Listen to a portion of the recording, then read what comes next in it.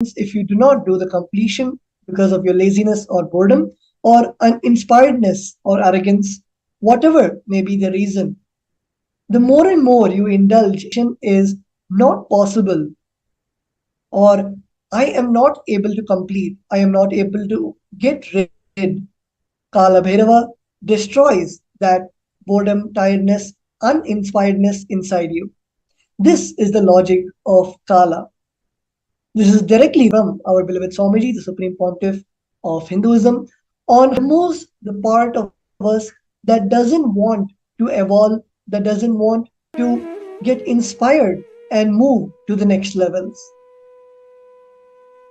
So make sure that we identify our thought currents, our patterns, the ideas, thought currents inside us, which is not allowing us to explore our complete dimension life the same way, or the same thought currents were repeating and you gave up on completion.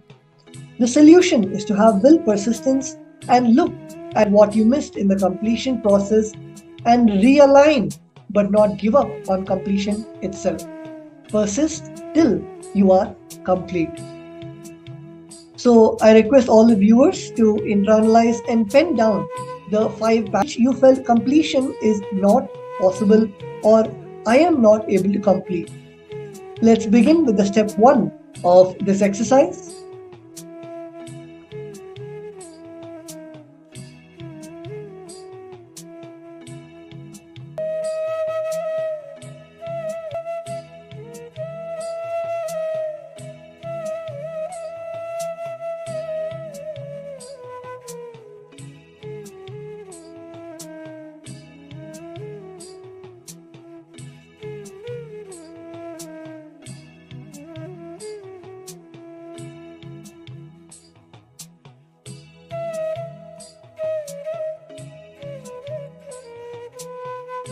Intensely look inside and pen down every situation, every incident where you felt that completion is not possible.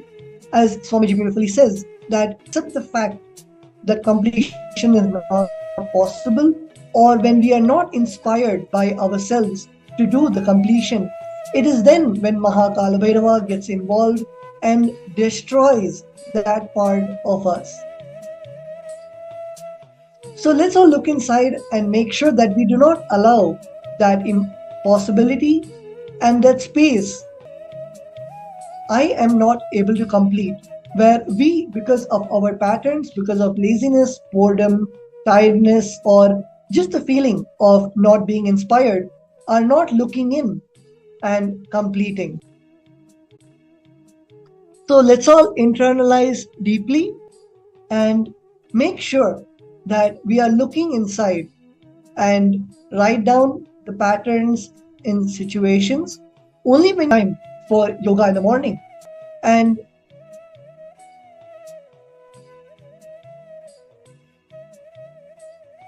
you are not able to come on time for the yoga. And when you try to look inside, you feel lazy to look inside or find out the root thought pattern in which you use that laziness in the morning. And when you are too uninspired or negligent to look at that pattern inside of you, that is when the pattern affects you and does not allow you to grow. So look inside and write down those moments you felt completion is not possible because of your patterns of laziness and tiredness. Let's continue.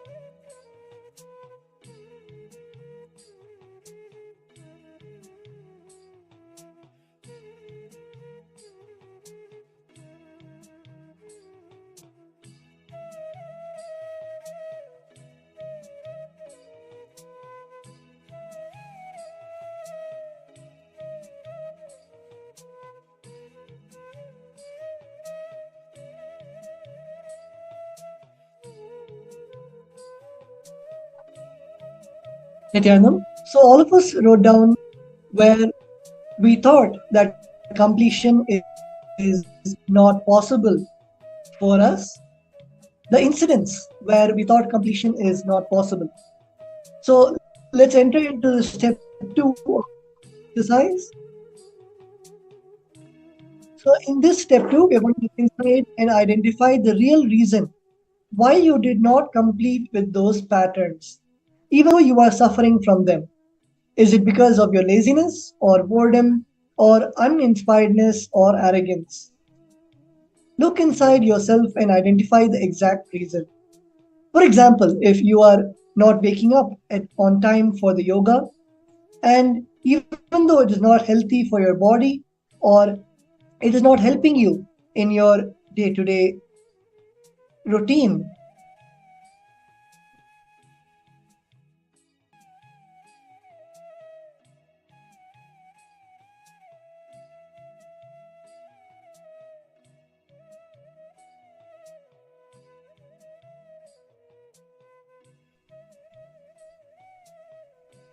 identify the exact reason.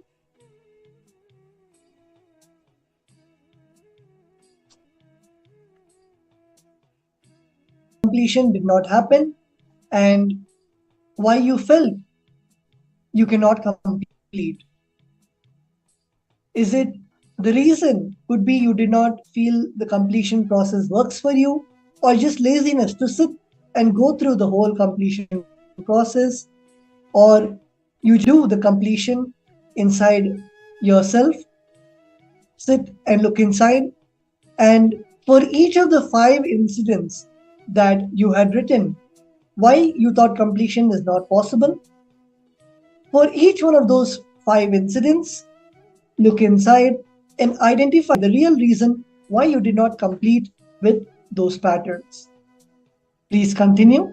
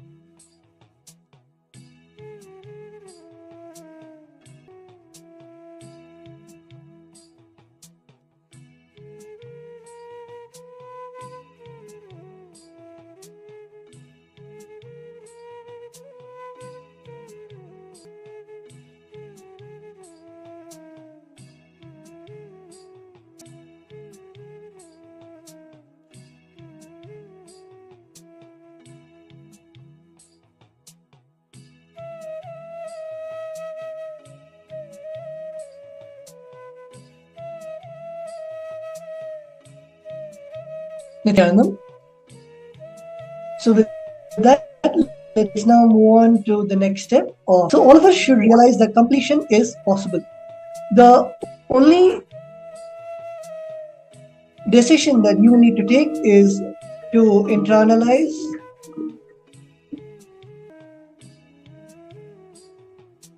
completing till your incompletions become tired. In this game, the first person who becomes tired loses, whether you're going to become tired or your incompletions are going to become tired. That is the whole game. Only your decision to be in the space of completion can save yourself. With the above powerful cognition, decide ferociously to complete with all your patterns right now. So with that, we'll now be getting ready to receive the Bhava Samadhi Darshan of Bhagavan Mahakalabhairava. We'll be moving on to the next session. I request all the viewers to come back and settle down, and let's get ready to move on to the next segment of today's introduction to the Kala Bhairava Bhava Samadhi Darshan. Thank you, Nithyananda.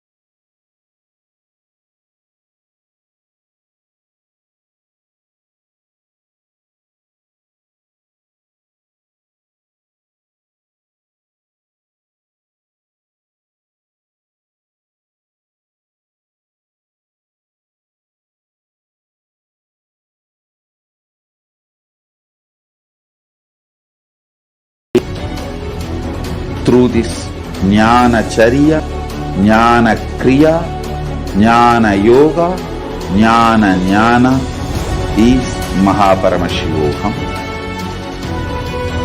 Lifestyle for just Paramashiva. Rituals to be just Paramashiva. Yoga for just being Paramashiva. Jnana, just this Mahaparamashivoham is like literally the ultimate journey in a most safest way.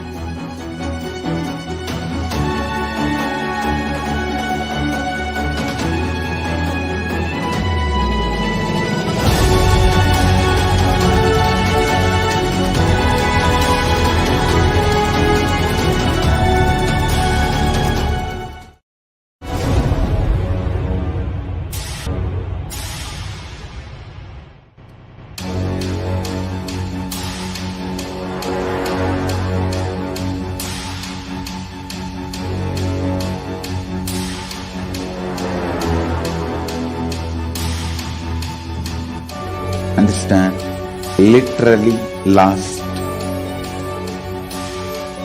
39 years from the age of 5, whatever Paramashiva manifested through teaching, speaking, writing, every way, condensing the whole thing and presenting it to you all as experientially in these 21 days through this Jnana Charya, Jnana Kriya, Jnana Yoga, Jnana Jnana Mahaparamashivam. Lifestyle for just Paramashiva. Rituals to be just Paramashiva. Yoga for just being Paramashiva. Jnana, just Paramashiva. This Mahaparamashivoham is like literally the ultimate journey in a most safest way.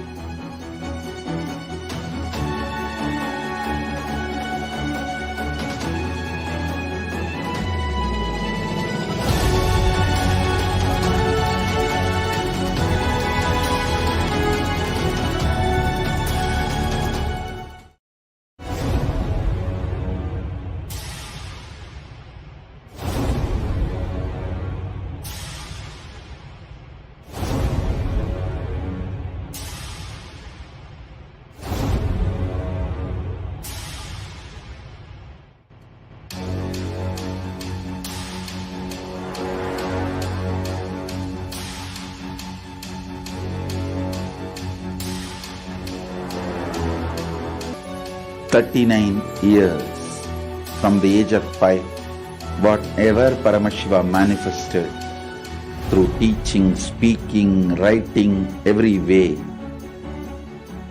condensing the whole thing and presenting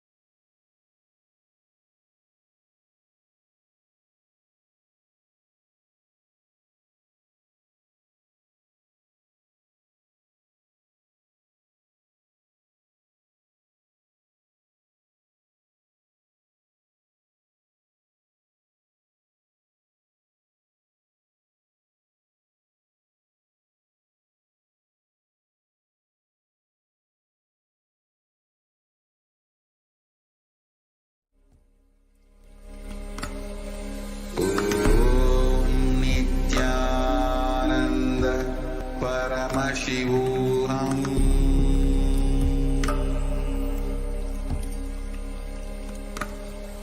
Om Nithyananda Paramashivam.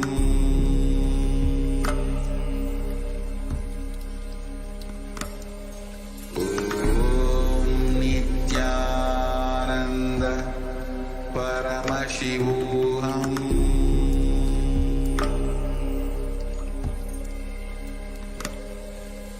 Om Nithyananda Paramashivam.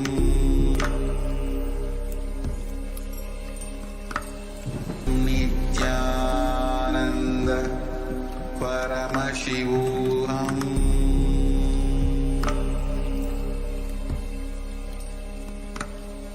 Om Nithyananda Paramashivam.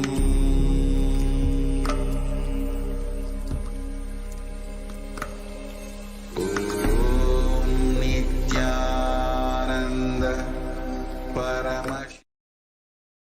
नित्यानन्दं परमसुखदं केवलं द्वन्द्वातीतं गगनसदृशं तत्त्वमस्यादिलक्ष्यम् एकं नित्यं विमलमचलं सर्वदी साक्षिभूतं भावातीतं त्रिगुणरहितं सद्गुरुं तं Namami.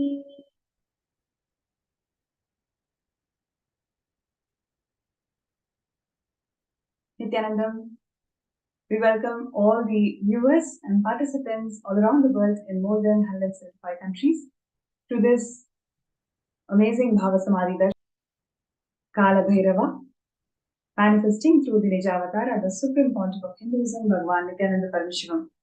And before we go to the Bhava Samadhi Darshan, we are going to be having a very interesting segment on the various contributions of Kailasa in reviving the festivities and celebrations of life.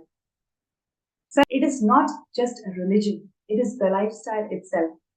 The lifestyle that constitutes various aspects and celebrations, the knowledge streams through Shastras, Vedas and Agamas, and all the pilgrimage centers. Each and every branch or each and every Shastra gave birth to thousands of religions, because every single Shastra, every single manuscript is a religion by its own. And all of these religions, traditions, culture that comprises under the huge umbrella of Sanatana Hindu Dharma congregates in one point. And that point is Kumbh Mela. Kumbh Mela is the world's largest spiritual celebration in the world. Literally thousands and thousands of sampradayas, traditions and cultures all congregate at one point.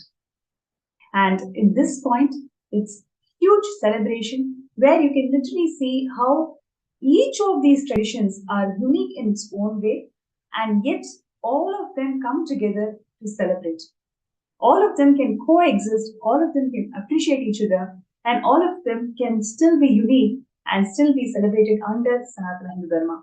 That is the uniqueness of Sanatana Hindu Dharma, and in this way, every dimension of life, the whole thing is all about reiterating the core purpose of life, which is living enlightenment. So the Kumbh Mela is a grand celebration, grand congregation of all these different sampradayas together, where all of these sampradayas come together. Literally imagine 30 million people gathered for a Kumbh Mela event. 30 million people is something like 2.5 times the population of New York City.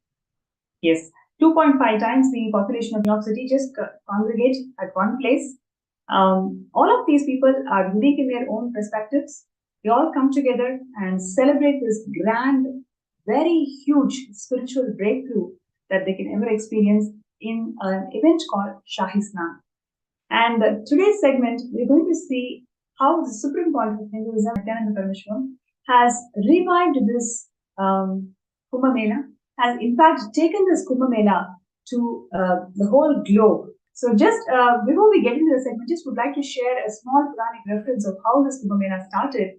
So when there was a conflict between the Devas and Asuras on who is going to take the Amrita Kalasha, during that fight, the Amrita Kalasha fell down in 4 places. And all these 4 places is where the Kumbh Mela happens. And tradition festival in the history of the planet Earth, it has a recorded history of about 12,000 years. 12,000 years unbroken record of Kumbh Mela being celebrated in this world. And more than this, Swamiji has taken this Kumbh Mela to the whole globe. Swamiji is authorized, the only authorized person to celebrate this Kumbh Mela outside of India, outside of all these 4 pilgrim places. And more than a decade, the being celebrated by Kailasa USA and Kailasa Canada, and once it has also happened in Kailasa Melbourne. So today's segment is all about, we're going to see a lot more exciting things, a lot more celebrative sharings from various people who have been part of this historic Kumbh Melas conducted by Kailasa. So before we get into the sharing, we're just going to just for all of us to understand what it feels to be in Kumbh Mela.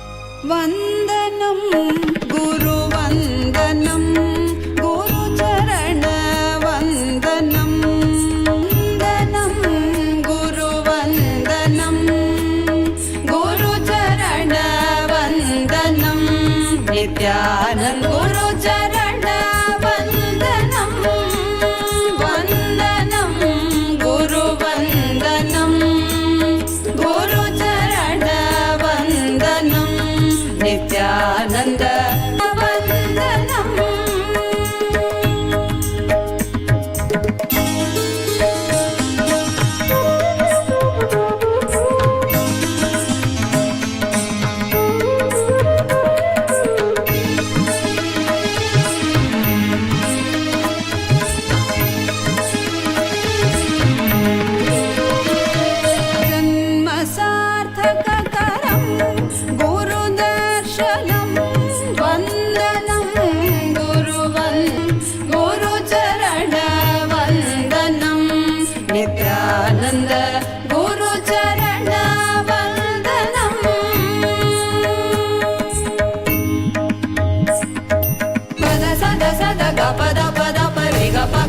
Sari gari ga pa ga pa da pa da sari gari re sa da sa pa da sa ga pa da pa re ga pa ga sankata dhavacha madhura anubhavanandam guru smaranam Nithyananda Roopam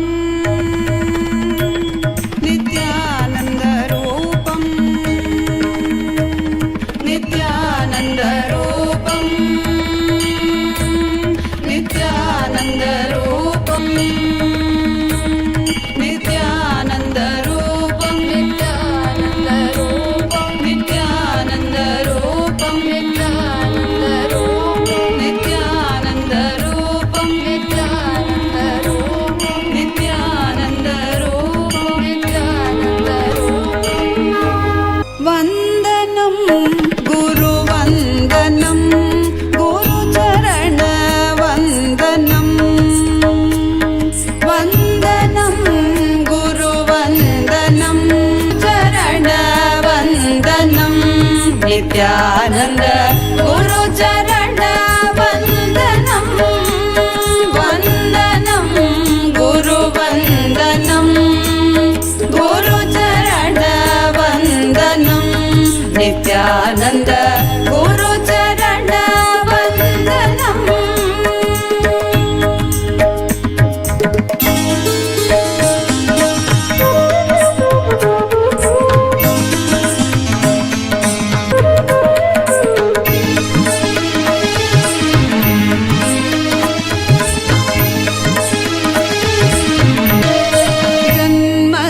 जन्मसार्थककरं गुरुदर्शनं वन्दनं गुरुवन्दनं गुरुचरणवन्दनं Nityanand गुरुचरणवन्दनम्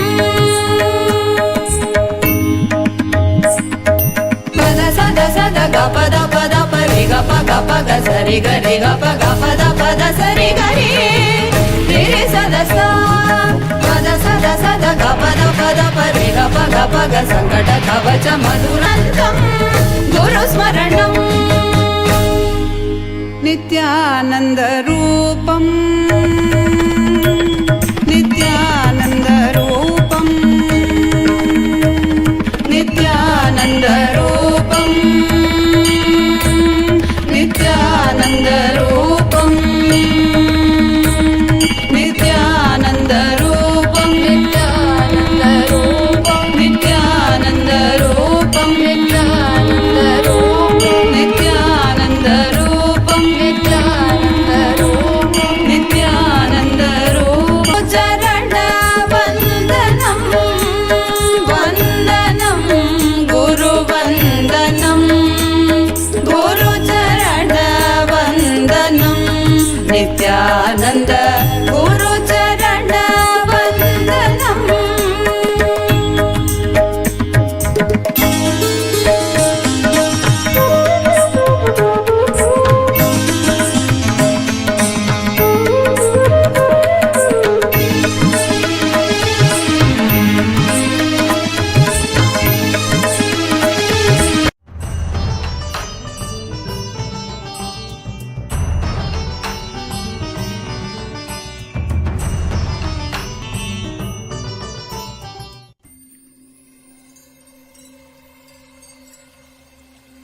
I welcome you all with my love and respect. Let you all open all your three eyes.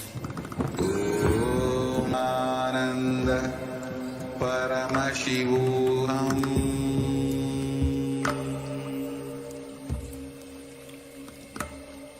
Om Nithyananda Paramashivam.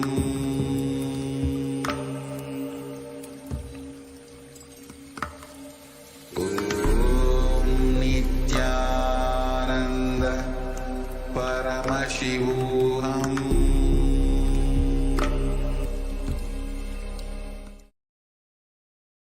Yes, and that was just a glimpse of what we all experienced as Kumbh Mela. And in this segment, we are having Manatya Atmadayananda, who was the House of Representatives of Kailasa for the whole of Europe.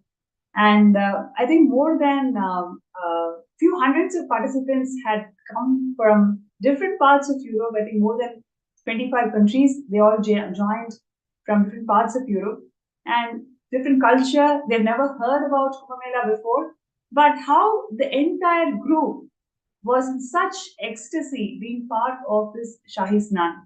So it's my pleasure and honor to welcome Ma Atmadaya for this segment, who's going to share with us very, very interesting things about coordinating this effort with people who are completely from different backgrounds, different parts of the country, different parts of the world, and yet ensuring that all of them are together, and how do they all enjoy?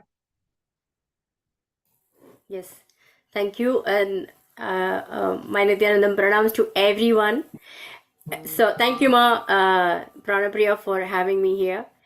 Actually, the video we just watched of this is one of the most colorful part of the whole thing, because of course the beauty is the whole thing revolves around the Shahi Snans, and that particular year there were three special occasions, and one comes to mind very, very clearly because it's like whenever there is any celebration we have in Hinduism, there is a whole drive up to it.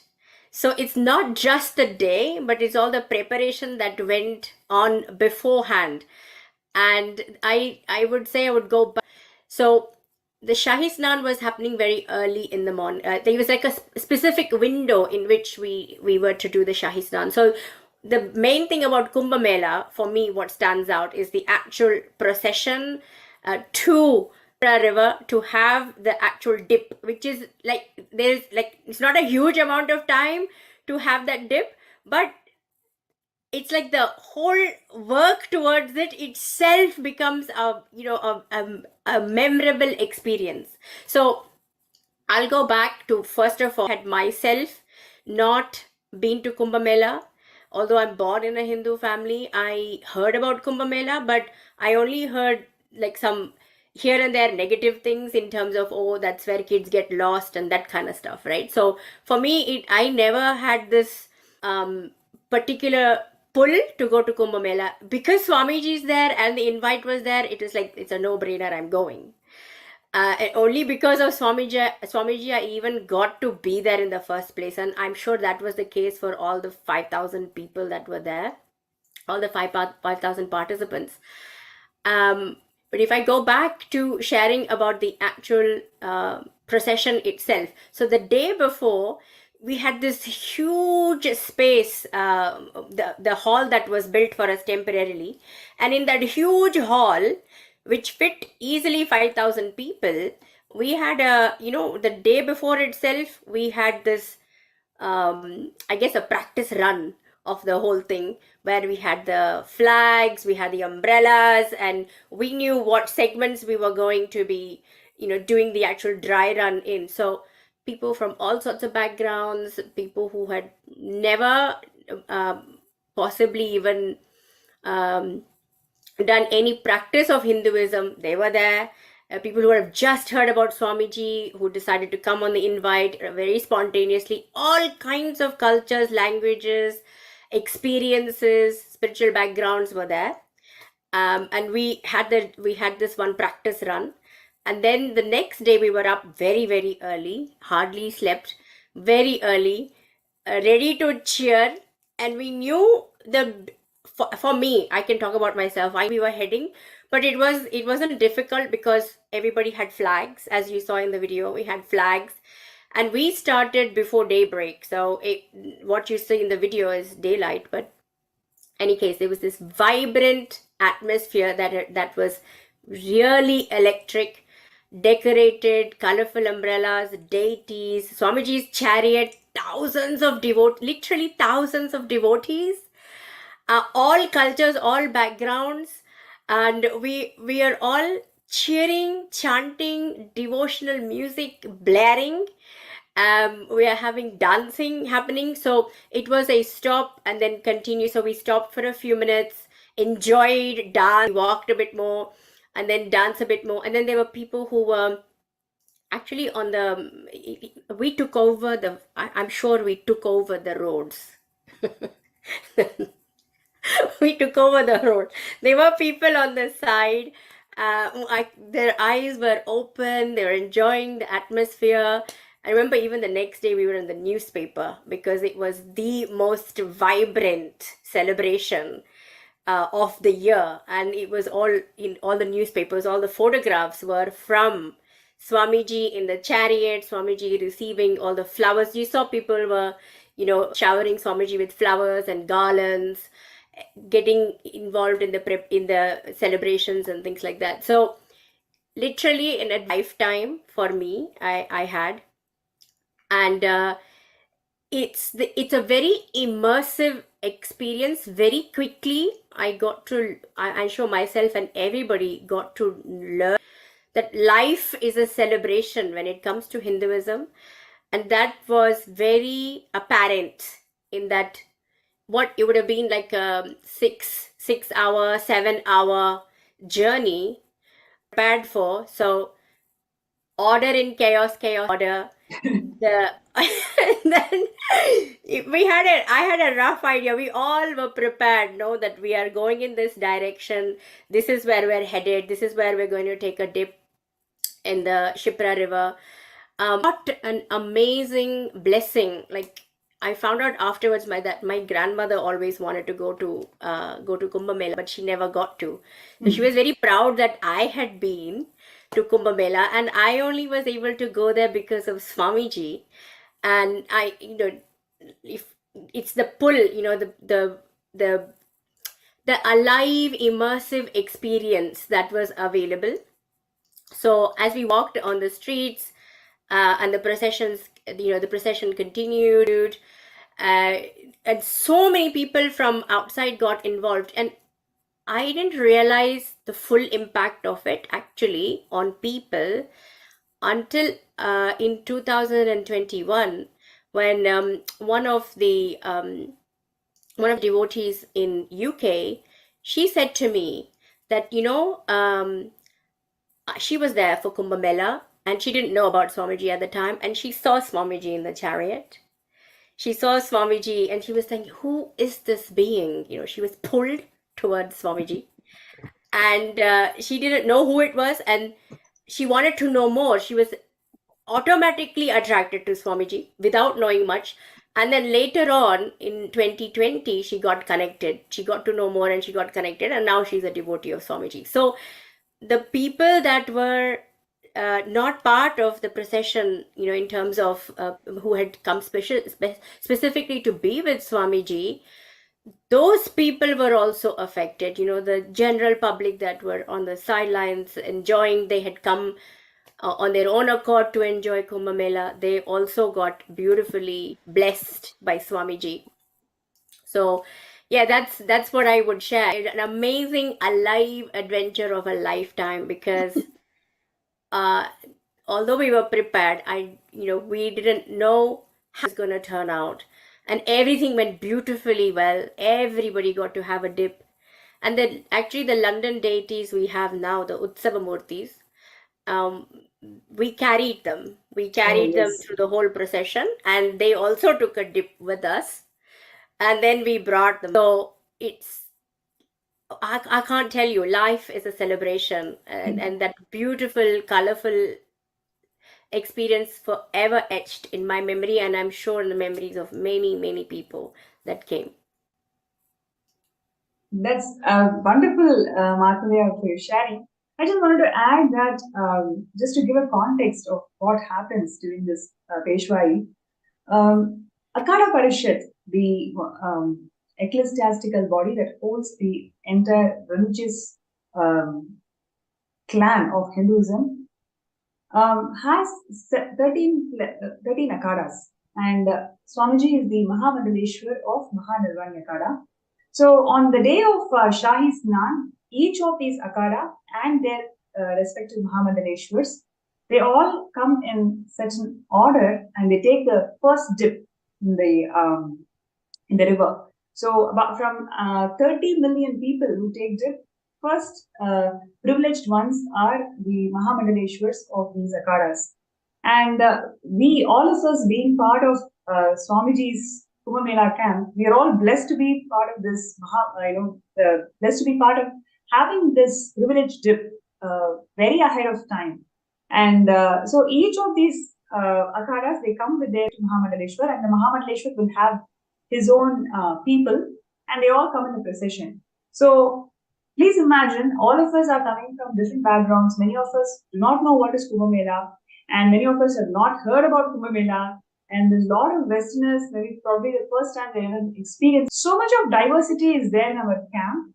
And what Swamiji did was something so extraordinary. He, inspired the whole group people from all the different countries, and we all did what is going to happen in Kumbh Mela the previous night, whole night. And Swamiji guided each and every country. Okay, now you hold the flag.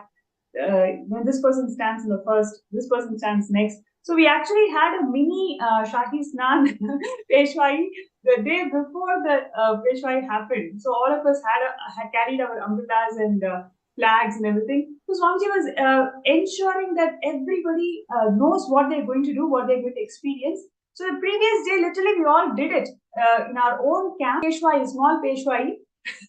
And so we all know what we are going to, so Swamiji literally prepared us for the big day. And when the big day happened, we know, I mean, we are confident of what we are going to do, and we are seeing there crores and crores of people literally are enamored at Swamiji's grace. Every single person was prostrating and taking blessings and selfie and autograph and whatnot, showing arati. All the Akhara sadhus worshipping Swamiji.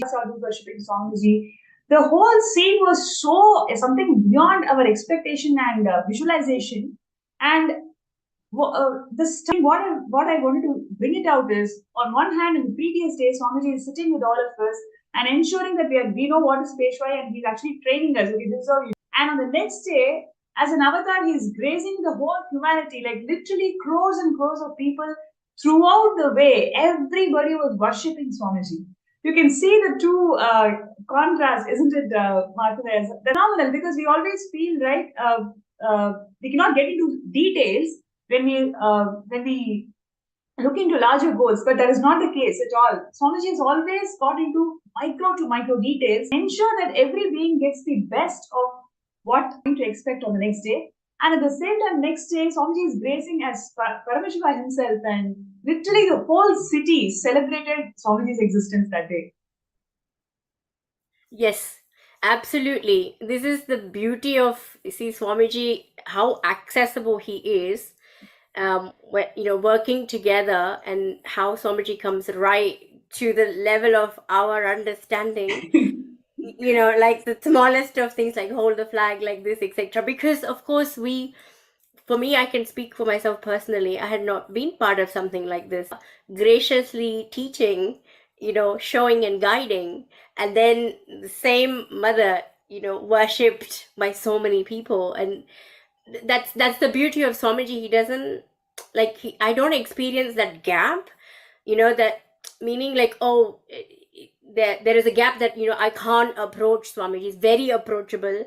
There's with the beautiful guidance that he gives. And I learned about my own culture so quickly by being, and I don't think there's a YouTube video or any Wikipedia or anything that could have actually taught me about Kumbh Mela the way Swamiji taught, right? So it's on the go, learning about everything on the go. It wasn't like, okay, first I'm gonna learn, then I'm gonna go. So learning about the Shahi Snan, learning about the procession, learning about being with the akhada, learning the structure of the akhada, learning everything together in an immersive, experiential ambience.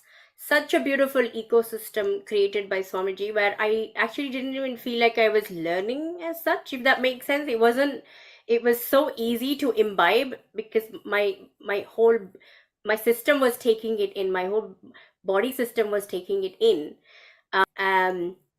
So yeah, I can't, every time I think of Kumbh Mela, I think about the whole thing, from beginning to end, how Swamiji brought the whole thing to life.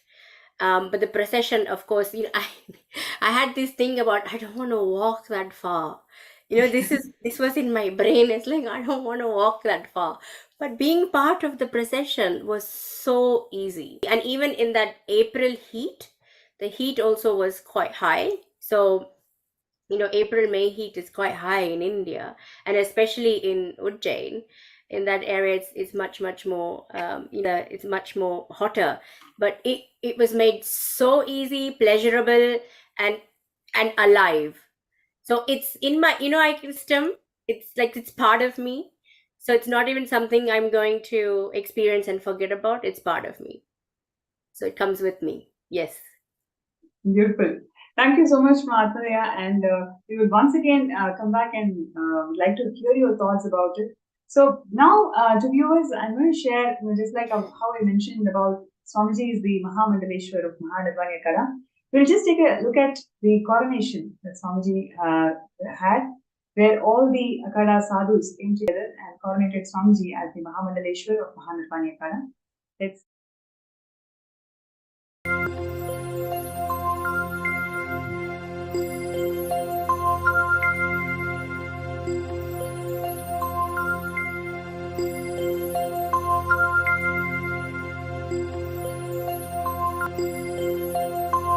मूर्तिभ्यो नमः। यं ब्रह्मवेदान्तविदो वदन्ति परं प्रधानं पुरुषं तथान्ये विश्वोत्पत्ते कारणमीश्वरं वा तस्मै नमो विघ्ननिवारणाय। स्य श्रीगुरुगीतामालामन्त्रस्य भगवादाशिवऋषिः विराट्छन्दः श्रीगुरुपरमात्मा देवता हं बीजं सशक्तिः सोऽहं कीलकम् श्रीगुरुकृपाप्रसादसिद्ध्यर्थे जपे विनियोगः। ॐ हंसां सूर्यात्मने अङ्गुष्ठाभ्यां नमः। ॐ हंसीं सोमात्मने तर्जनीभ्यां नमः। ॐ हंसूं निरञ्जनात्मने मध्यमाभ्यां नमः। ॐ हंसैं निराभासात्मने अनाभ्यां नमः। ॐ अतनुसूक्ष्मात्मने कनिष्ठिकाभ्यां। ॐ हंसः अव्यक्तात्मने करतलकरपृष्ठाभ्यां नमः। ॐ हंसां सूर्यात्मने हृदयाय नमः। ॐ हंसीं सोमात्मने शिरसे स्वाहा। ॐ हंसूं निरञ्जनात्मने शिखायै वषट्। ॐ हंसैं निराभासात्मने कवचाय हुम्। ॐ हंसौं मतनुसूक्ष्मात्मने न्याय वौषट्। ॐ हंसः अव्यक्तात्मने अस्त्राय फट्। भूर्भुवः सुवरोमिति दिग्बन्धः। ध्यानम् हंसाभ्यां परिवृत्तपत्रकमलैः दिव्यैर्जगत्कारणम् विश्वोत्कीर्णमनेकदेकनिलयम् स्वच्छन्दमानन्दकम् आत्मखण्डचित्त।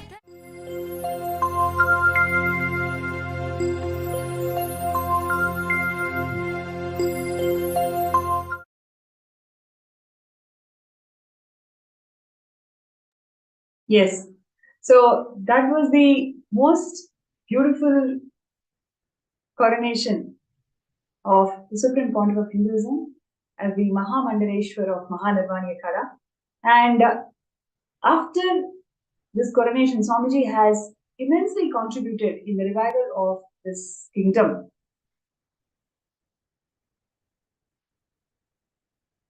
And the best part is Swamiji has revived so many aspects of the kingdom, and one of such aspects is the entire temple tradition. And in the Kumbh Mela, we had a huge temple that was set up, and so many deities, literally thousands and thousands of deities, were all brought from Adi Kailash to Kumbh Mela camp, and every single deity was so beautifully decorated, and prayers and worship, everything was offered. And we have here, for sharing the first-hand experience, Ma Muktika, who's one of the global temple leads, and who's going to come here and share with all of us her experiences of being in Kumbh Mela with Swamiji, and how Swamiji revived this entire temple tradition in Kumbh Mela.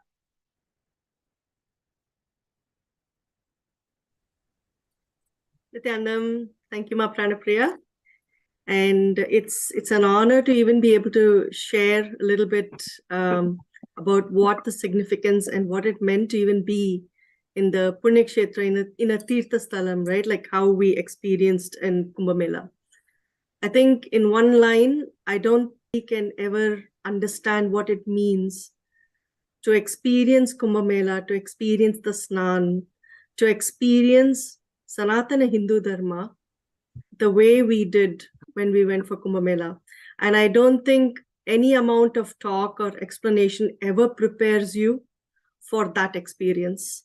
That is how powerful and that is how revealing the whole event ended up being for us. And I'm sure for millions of people over centuries that have attended any Kumbh Mela.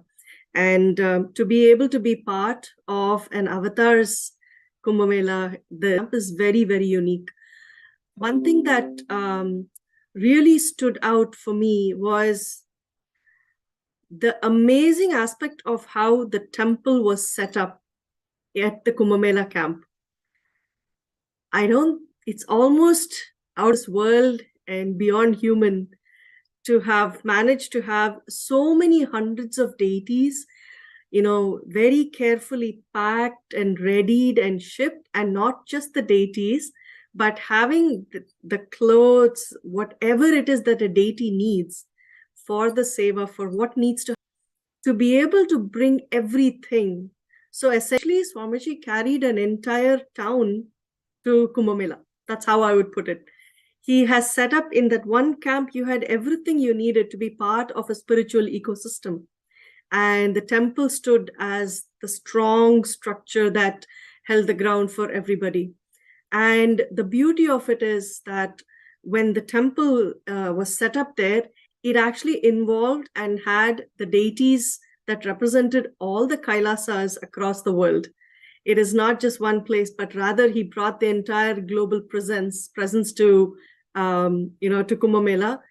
It was phenomenal from, the way the outside structure looked, the beauty of the pillars, the beauty of the entire structure, to every micro detail of what needs to be part of a temple was actually there in Kumbh Mela.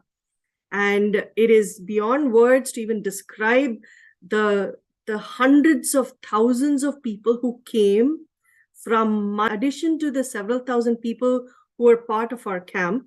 There were people who heard about the temple. There were people who heard about what Swamiji was doing. There were people who wanted to see what this temple, what this space was all about, that came, it didn't matter whether it was day or night. And there were people lining up to actually see the deities. The alankarams, the sevas that were done by the balasants at that time. And, right from the morning onwards, when they were woken up with the traditional Suprabhatam, all the way to Palyarai, where they are put to sleep at the end of the day, every seva was done for the deities without missing. And that's such a powerful space for every person to experience and understand what it means to be part of a temple. Why do you need a temple, right? he actually gave that experience to people. Swamiji has really brought the temples to people, whether it's Temple on Wheels or whether it's the temple that was there in Kumbh Mela. Every aspect of it taught people what it meant to be part of Sanatana Hindu Dharma. And that's, the words just don't, do justice to when people came for the darshan of the deities. They came to have darshan of Swamiji. They came to, prostrate in front of him and the deities to say how pleased and how happy they were to have come and had this darshan. We've had so many people come and talk to us and ask us, how was it like to be part of the camp? They were so, awestruck by what was happening. The amount of things that are, that relate to a temple that was made available to people was just astounding. And for someone having come from outside, and this being my first Kumbh Mela also, just like Ma Atmadaya, I don't think I was even prepared an ounce for what was in store. And to be a part of this global happening was just so fulfilling and so revealing, I would say, about my own, dharma, my own religion, my own way of life. It truly made a huge impact in how I perceived Sanatana Hindu Dharma. And the essence of why Swamiji is bringing this up and why temples was made so clear to so many people. Just the experience spoke volumes to everybody who had come there. When they saw how a deity is taken care of, what does the deity do, how the deity gets to, be your co-creator of your realities, how do they bless you, how do they energize you, that one-on-one connect for an individual is something that I could see there. And, as I was, allowing that to happen to myself, I was watching how others were so excited. They brought their families, their kids, their parents. I mean, people came in droves, I would say. The whole family was actually there. And they were just simply floored by what they received. And every day, Swamiji would be sitting there to give darshan. And I still clearly remember he would have both his hands outstretched. And when he blessed people, people were given, he gave them this huge, the laddus that were made in the kitchen there. People could hardly hold it in their hand. That's how huge it was. And you could see that feeling of, feeling so overwhelmed and so happy at receiving such a huge thing. The only thing people kept asking is how is this possible? How is this happening?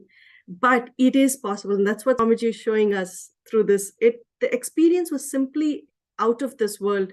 It truly brings you to understand, what is temple? What is the deity there for? Why guru? Every aspect, you get to have Vakyartha Sadhus. You get to have, the conversations with people randomly, visitors who come, people you have no clue who they are, but they are just ecstatic and they're very happy to be there, in Kumbh Mela and being part of this. People, in fact, travel for miles and miles and miles just to come and get Swamiji's darshan and to get the darshan of the deities, because they heard about the temple, they heard about everything that was happening, and they felt they couldn't miss it. And that is the beauty of it. And in fact, we had a huge set of hurricanes out there, tornadoes. And, I happened to be part of one.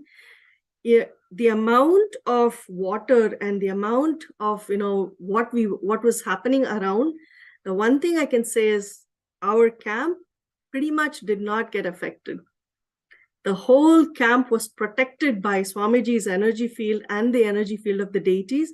He showed it to us, experience, that this is how Sanatana Hindu Dharma works. Presence of the deities, presence of a guru makes a difference in your life. And in normal life, I don't think people would, think of, they would look at like what Ma Atmadaya was saying.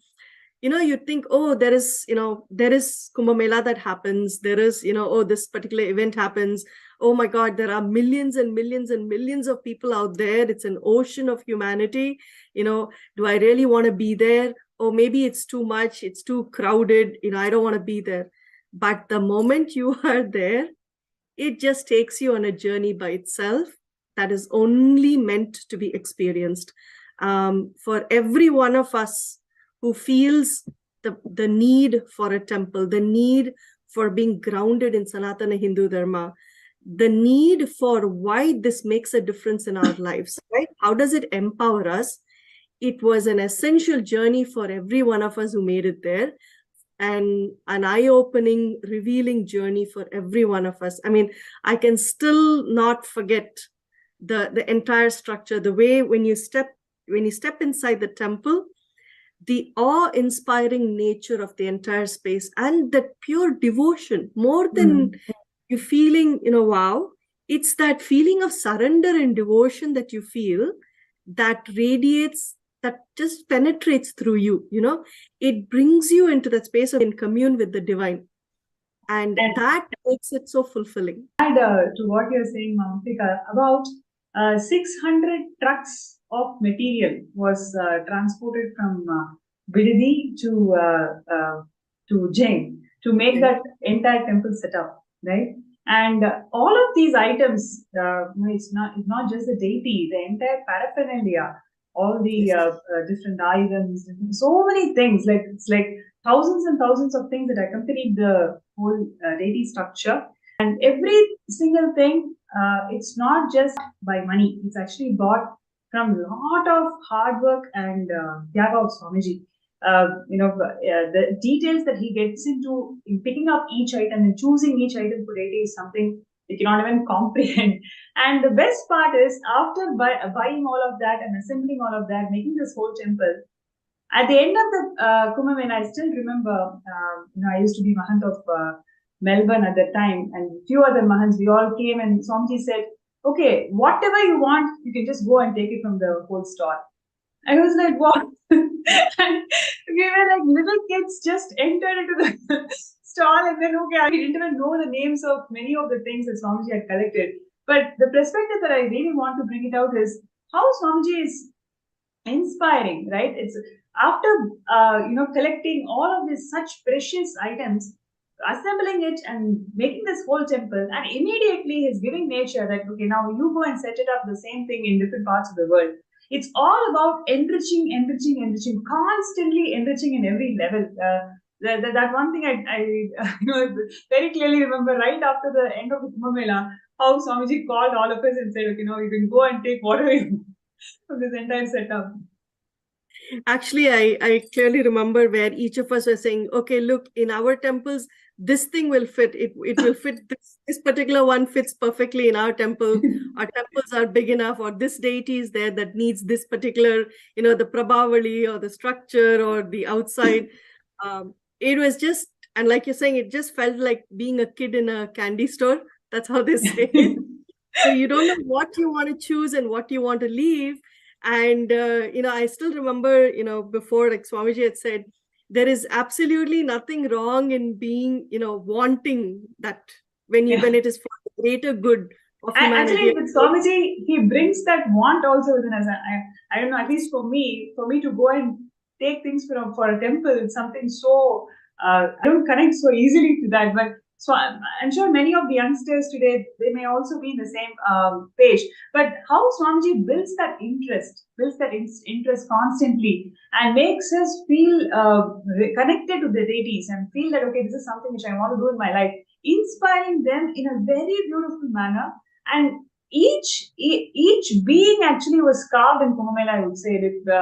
Personally, I had so many powerful spiritual experiences, and in fact, my mother, she left the body as I was celebrating the Kumbh Mela with the whole camp. I got to hear that my mother left the body, and Swamiji brought her back to life. Giving it was such a medical miracle that doctors were completely astonished. They've clinically declared her dead, but Swamiji brought her back to life. After having to give all those experiences, spiritual experiences, personal breakthroughs, how Swamiji grooms each and every being. I mean, this huge work that Swamiji is doing as Mahasadashiva of Mahanirvani Akada, and so many are forward and taking Swamiji's guidance and how to advance Sanatana Hindu Dharma. There were several parishads where Swamiji graced and gave his vision for Sanatana Hindu Dharma. When Swamiji is doing such huge work, he also finds time to simple disciples, every single person, he ensures that, okay, that person is attended to. I still remember one of the single mother. She was a single mother. I don't want to name the person. She was looking for an accommodation, actually. And then and she was looking for an accommodation, and Swamiji assigned one of the volunteers to look into it. After 2 days, and the whole campus like filled with 15,000, 20,000 people. Amongst all those people, Swamiji picked that girl and then asked, "Is your accommodation sorted out?" And and then the girl said, "It is sorted out, but I still have this water problem." Then Swamiji assigns the next person and then say, "Okay, now go and fix that problem." And then immediately next minute, Swamiji said, "The blessings or whatever you asked will happen." So one hand he's attending to this accommodation issues of one person. It's not an issue. It's actually fulfilling that being. And at the same time, in the Kalpataru Darshan, he's awakening third eye. And I remember, like, literally every day, 50,000 people used to come and take Swamiji's darshan in a way that people used to grab Swamiji's thumb and put it on their forehead, because everybody saw all the Balasins doing this phenomenal blindfold reading, and they want their third eye to be awakened so desperately. So literally, people would be grabbing Swamiji's thumb and put it on their head and thank Swamiji and go. It was so phenomenal response from people, and see, this is from the people's side, but from Swamiji's side, whole day sitting through the night, 50,000 people initiating, where people are just pulling your hand and getting initiated, and at the same time holding the larger vision for how Sanatana Hindu Dharma should advance from where it is right now, and attending to all the disciples, grooming each person, grooming the next Hindu leaders for tomorrow, and initiating all the people into 70 extraordinary powers. I think that's one of the first programs where people were initiated into mass power manifestation sessions. It's something phenomenal to think about how Swamiji organized this whole event. It is just amazing. I can never forget the deities, and the place. And I also remember that during even the main tent and the temple were the Sivadi. Actually, yes. It's a place where we were all kept safe and to sleep in the presence of the deities, right? Swamiji has made that happen for everybody. So it was a very, very beautiful experience and very powerful. And like you're saying, even the Bandara, how Swamiji is, he takes care of all the akhadas, and every sadhu, every monk who came never went back empty-handed. They were given so much of respect, so much was provided to them. It is just phenomenal to see how Swamiji does all that. And like you very well pointed out, the micromanaging, both from being the guru for an individual to being the supreme pontiff of Hinduism. Yes. Right? Oh, that's beautifully put. It's like you are seeing such a huge an expanse of what Swamiji is, and this is also just a glimpse that we are even able to understand. But you get to see how he handles or how he manifests so much, and you really get to experience that as saying, look, he is the avatar, he is the guru of gurus, he is the Jagat Guru, that it is not humanly possible for anybody else. And you get to experience that truly. And the way the Akhada, the Mahants and others who had come would be gracing our camp, how Swamiji would receive them, how we made sure that when the Bandara was happening, we were all serving. He in fact invited all the, the temple heads and all to come and serve to all the, the monks and everybody. Yes, I would like to just add, when you pointed out about Bandara. So Bandara is actually a feast that we invite other akhadas to come and visit our camp, and the entire monks of that akhada, they'll have this feast in our place. So it's a very, very special event. It is a proud moment for all of us to host people, basically. So please understand, we are a 5,000 member 5,000 people in our camp. And most of us have not seen Kumbh Mela ever in our life, so we don't know what is Kumbh Mela. And more than 60% of people are from different parts of the world, so they have not experienced Hinduism at all. And Swamiji trained this whole group in serving the sadhus, right? So people coming from West, probably we don't even bend so low to serve food. So it's like literally teaching the etiquette of Hinduism, how people eat and what should be served first, what should be served next, and what is the context you hold when you serve. Every single thing Swamiji trained the whole group, and it was not like, okay, today people are going to come and serve. No, the previous day, he spent hours in actually planning the whole event. Okay, how we are going to do it, who is going to carry which buckets, and how many people are going to sit in each row, how many side dishes we want. So literally to that detail, Swamiji micromanaged and ensured that everybody is confident of what we are doing. And the next day, we are seeing, okay, there is a sound that's blown, the conch is blown. As soon as the conch blows, literally like 2,000 people are just rushing into the into the whole camp, and within 5 minutes all of them are completely settled. I mean, I've never seen something like that before. So and actually I realized that Swamiji had prepared it so beautifully. I mean, it cannot be explained, it has to be prepared. So Swamiji prepared all of us into that, and just the thought of, okay, how are we going to feed so many people seamlessly, that was so mind-boggling at that time. And all of us just executed how Swamiji trained us. And at the end of the day, right, when the whole Bandara finished, it left with such immense fulfillment. Really no words to say. Seeing so many sadhus having the food and having to, I remember Dr. Peter Blumenthal had to memorize some of the side dishes.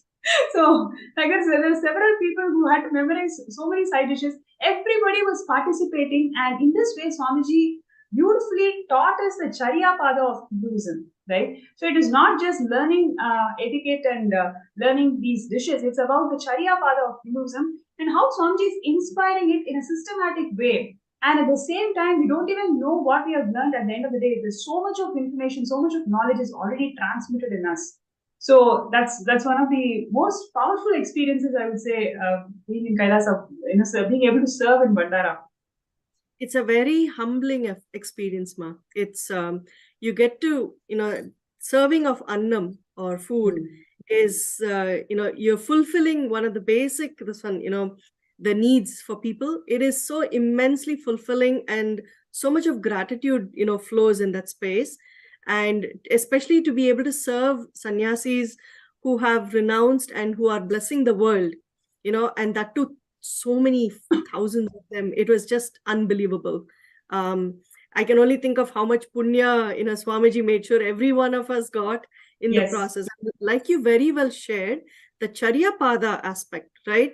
It's not just about sitting and listening and getting, a textual understanding of things, but rather you get to be part of it and you experience it. You are jumping into the fray, right? And it's such a phenomenal experience to get that truly nails in, locks in the lifestyle aspect in you. Beautiful. So very beautiful. So thank you so much, Ma Murthy. It was very, very nice sharing, and we will have you back in the show shortly. And before that, we're going to see one more beautiful clip where how the whole Kumbh Mela celebrated after Swamiji assumed this responsibility of Mahamadaleshwar of Mahanirvanekana. Let's take a look at it.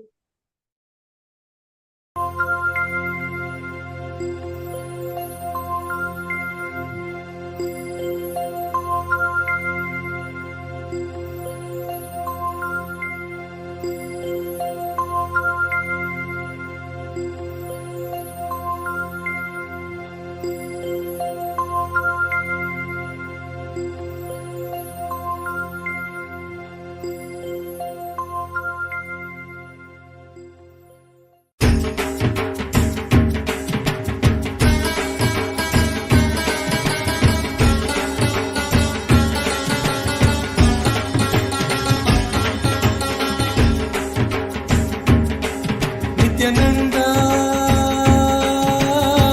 Hara Shiva Shiva Murahara Damar Bhaja. Nithyananda, Hara Shiva Shiva Murahara Damar Bhaja. Jaya Jagadodharana, Jaya Nitya Jagadishwara Harana.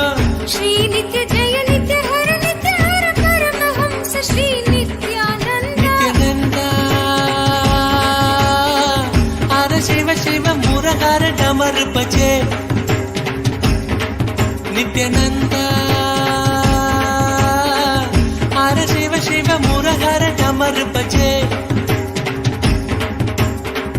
जय जगदोधरण जय नित्य जगदीश्वर हरण जय नित्य जगदीश्वर हरण श्री नित्य जय नित्य हर परमहंस श्री नित्यानंद नित्यानंद हर शिव शिव मुरहर डमर बजे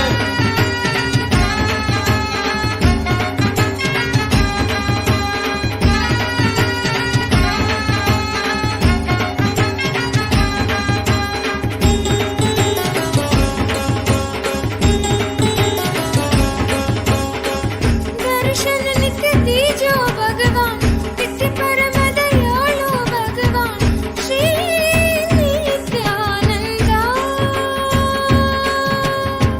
दर्शन नित्य दीजो भगवान नित्य परम दयालु भगवान Shri Nityananda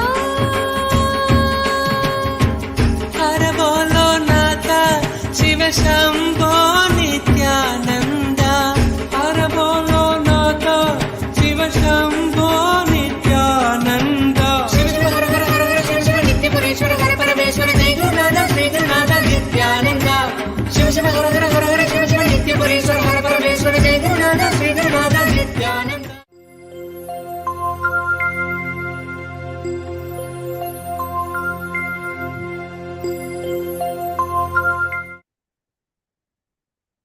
Yes, I'm sure all of the viewers and participants are thoroughly enjoying this session, and this is a moment where all of us can understand the vastness that Hinduism has got to contribute, and how Swamiji is reviving every single aspect of it, every single part of it, and always, there is so much to learn from Swamiji and his life, and how he has revived the entire Kailasa.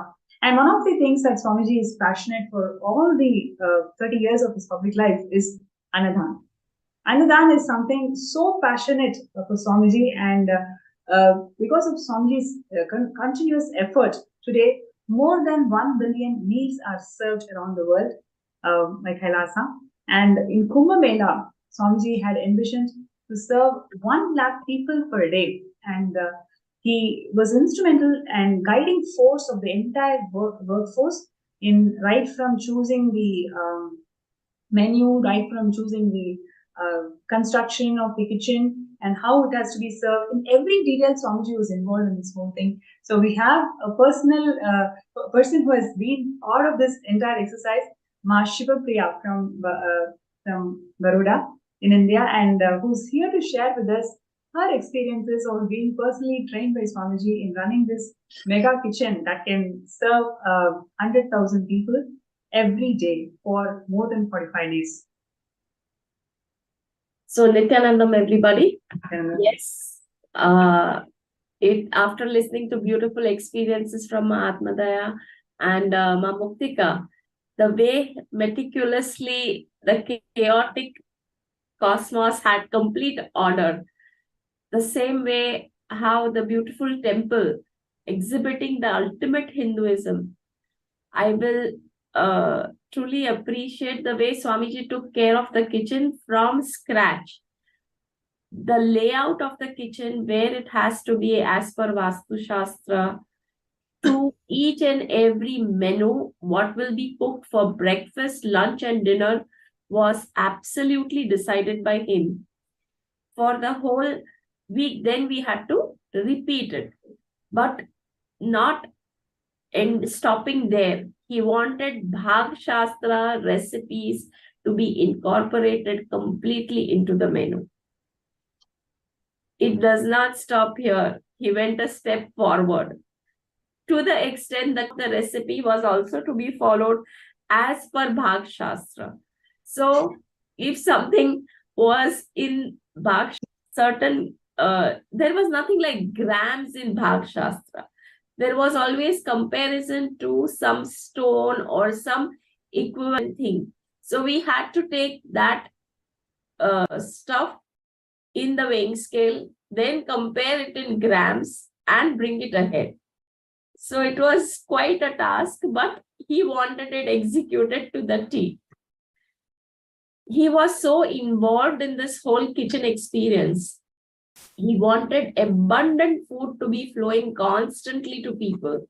Every day, 1 lakh people were fed for more than 45 days. For more than 45 days. It was almost for almost 2 months that we were feeding more than 1 lakh of people.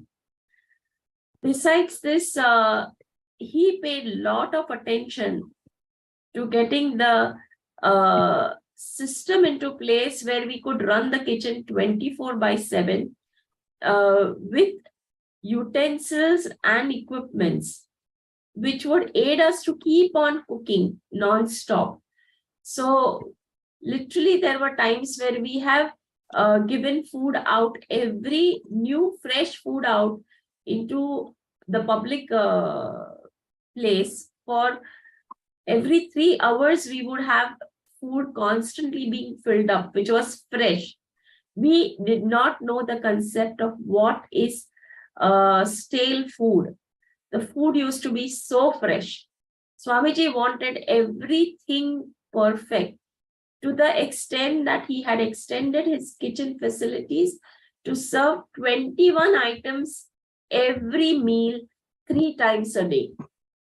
And every menu would be different. So imagine the kind of detailing that he had gone through with us, to the extent that even when he would give us the approval to buy a pan, suppose he told us to buy a huge pan which is electric and which is going to cook only 15 kilo. If we would say that this pan will cook only 15 kg of vegetable, or if this will cook only vegetable, he would precisely say, if the person is saying 15 kilos, then you consider it as 12 kilos and what. He would be so perfect with his calculations that exactly that was happening. Also, the way he wanted that everybody should be completely fulfilled when they leave the campus. He took care that even the Tirupati kind of laddus that we made, they were so big that you needed 2 hands to fill it up, right? And we were making it. And I remember to get the size approved for the laddus, it took us practically 3 days, because he was never happy with the size. We started with the one small which was coming between the 2 hands, to the extent that we had to leave the hands open and the whole laddu would be sitting there. So he had to spend so much of his time even teaching us how to cook the exact size he wanted. Also, another beautiful part of this kitchen was that when 50,000, not only 50, I've seen days when there were even 75,000 estimate of giving, of how he will be giving the prasadam crossed our comprehension. 10 o'clock or 11 o'clock, I will be going into the market to buy the whole shop out.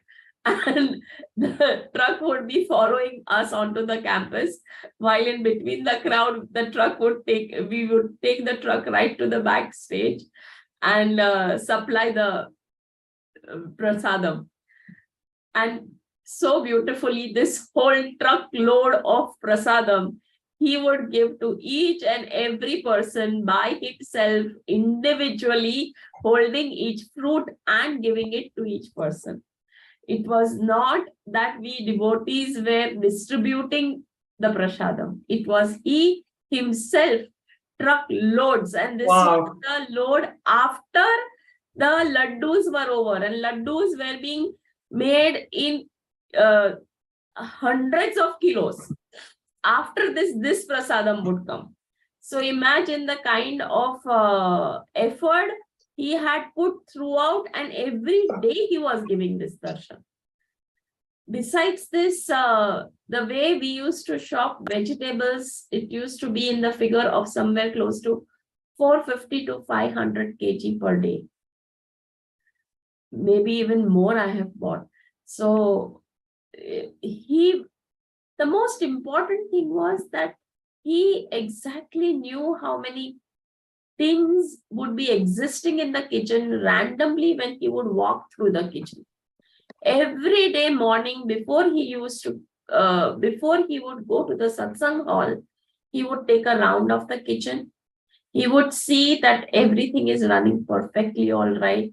At times we have seen him talking to the cooks also, as well as he would see to it that we all are settled and the show is running beautifully.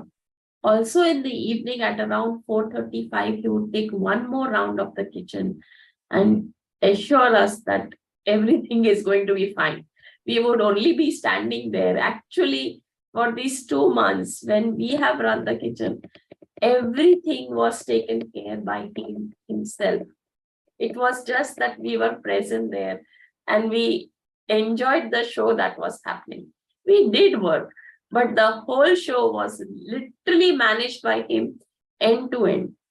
And it was, I tell you, from running a kitchen of just 5 people in the house to running a kitchen of 1 lakh people was an experience by itself. And it was too awesome an experience that we had of running this kitchen. At times it was overwhelming, but it was so beautiful that every situation we could see Swamiji's presence there, and he managed everything. Yes, especially during the hurricane. As Ma Muktika said, that our campus was the only one saved, intact. We did not have physically damage or the shades were not broken down, nothing.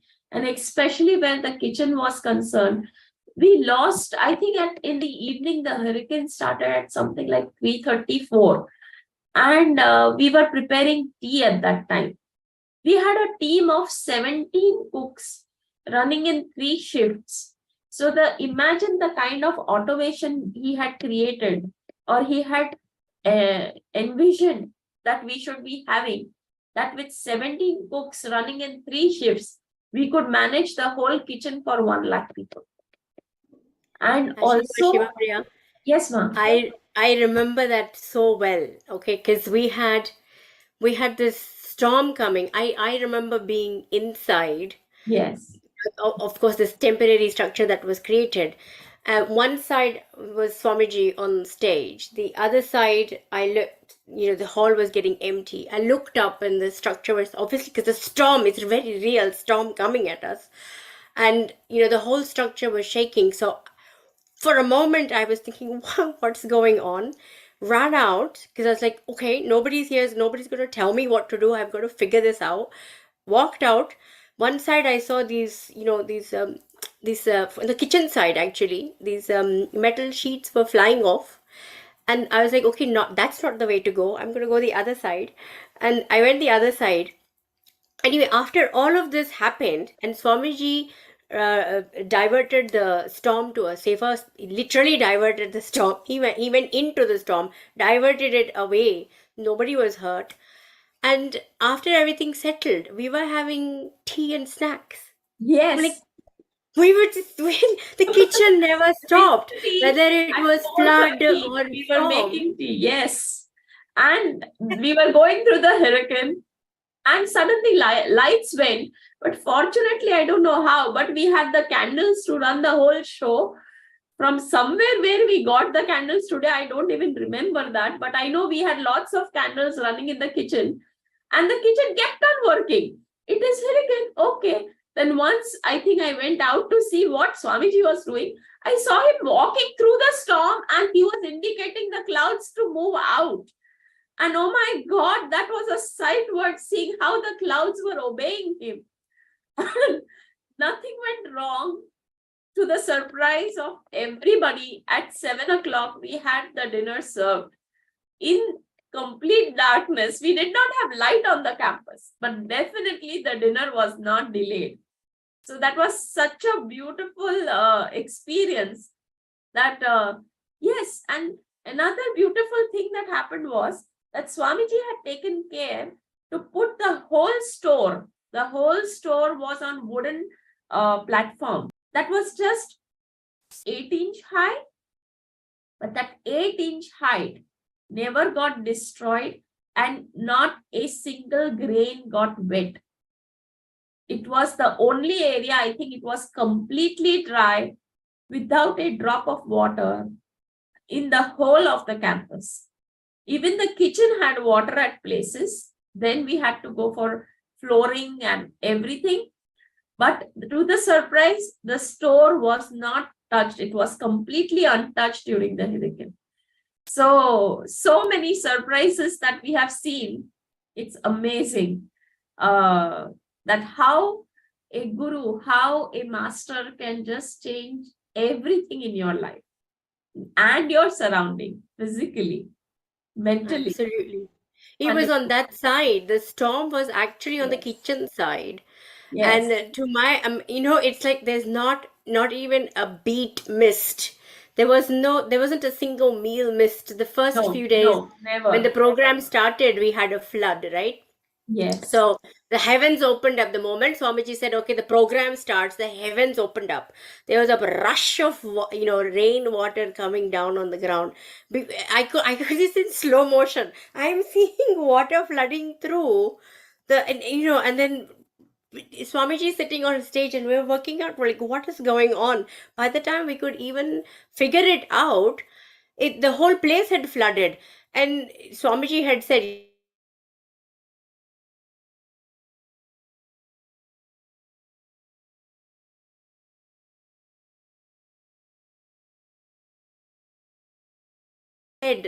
everybody in the kitchen could have said, the team lead could have said that, okay, now half our roof is missing, so we can't cook, or this part is flooded, we can't cook. It could have very easily, in the outside world, this is a very valid reason why something should stop, right? I mean, here in England, when we have a bit of extra snow, or if we have extreme weather, even a little bit, the trains stop because and there's delays of all sorts of things. But there, not even the tea was missed. It was on time, and snacks. Bizarre. We've just been through this. Literally, I'm facing. What am I facing here with this storm? And the next thing, it's like, okay, tea's ready. And and still furthermore, he took care while nuns, as Mahatma Daya was explaining, that we all were out on the Shahi Snan day. And the team people, we used to load the but trucks with food and sharbat for people to drink during the walk. And literally, we had packed meals in bags, fresh snacks also, which were being served. And there were times that he had told us to serve it even to the public standing around. Literally, we used to give calls that, okay, we need one more truck, let's get more supply, and we would be serving it to the crowd also and our sangha. But he would just open up his whole arms and serve everybody, especially where Annadhanam was concerned.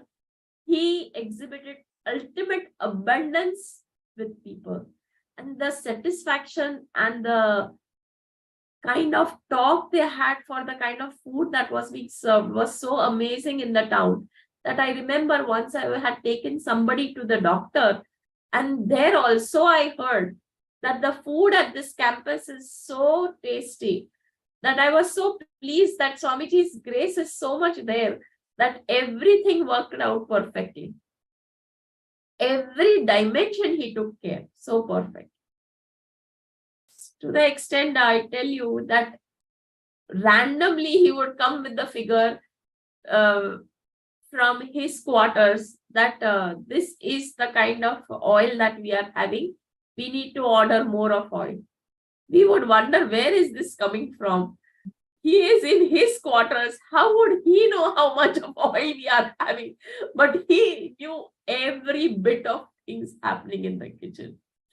So he's Bhagwan, and Bhagwan can do anything.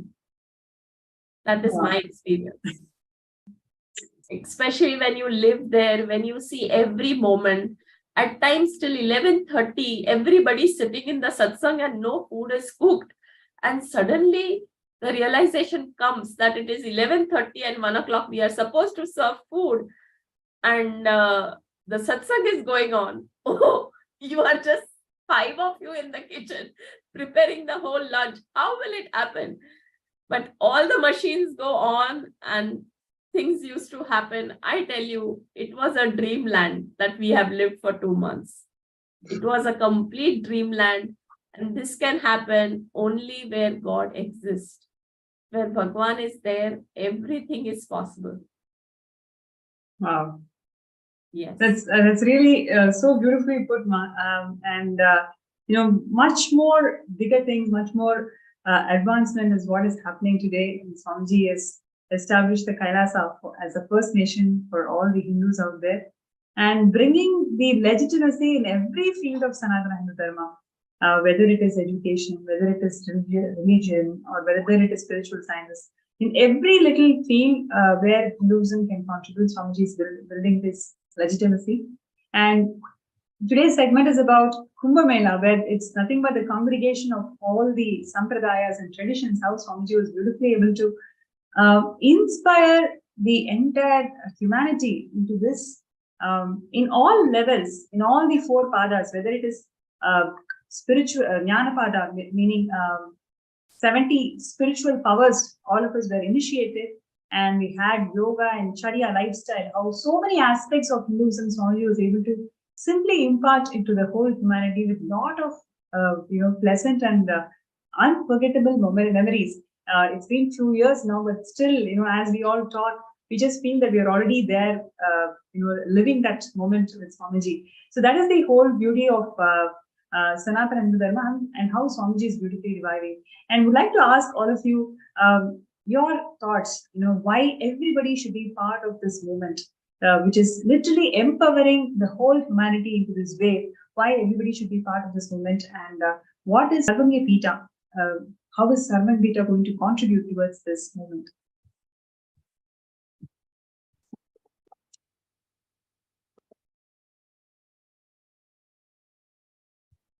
Achieve your goal in life, or you want to even have the clarity, what is your goal in life, and what you need to do to help others, to have that clarity, to have that understanding. It is so vital to be part of this movement, to be part of the Sarvagnya Pitam. Sarvagnya Pitam means it's something that's all encompassing, and it symbolizes the seat of learning. It symbolizes the seat of enlightenment. And to bring that to every person, every human being is what, Swamiji and Kailasa are doing. It has become, or rather, it is an integral component of our lives to be part of such an amazing mission. And to what it brings to people, the science of enlightenment, the science of happiness, the science of liberation, that ultimately becomes your goal.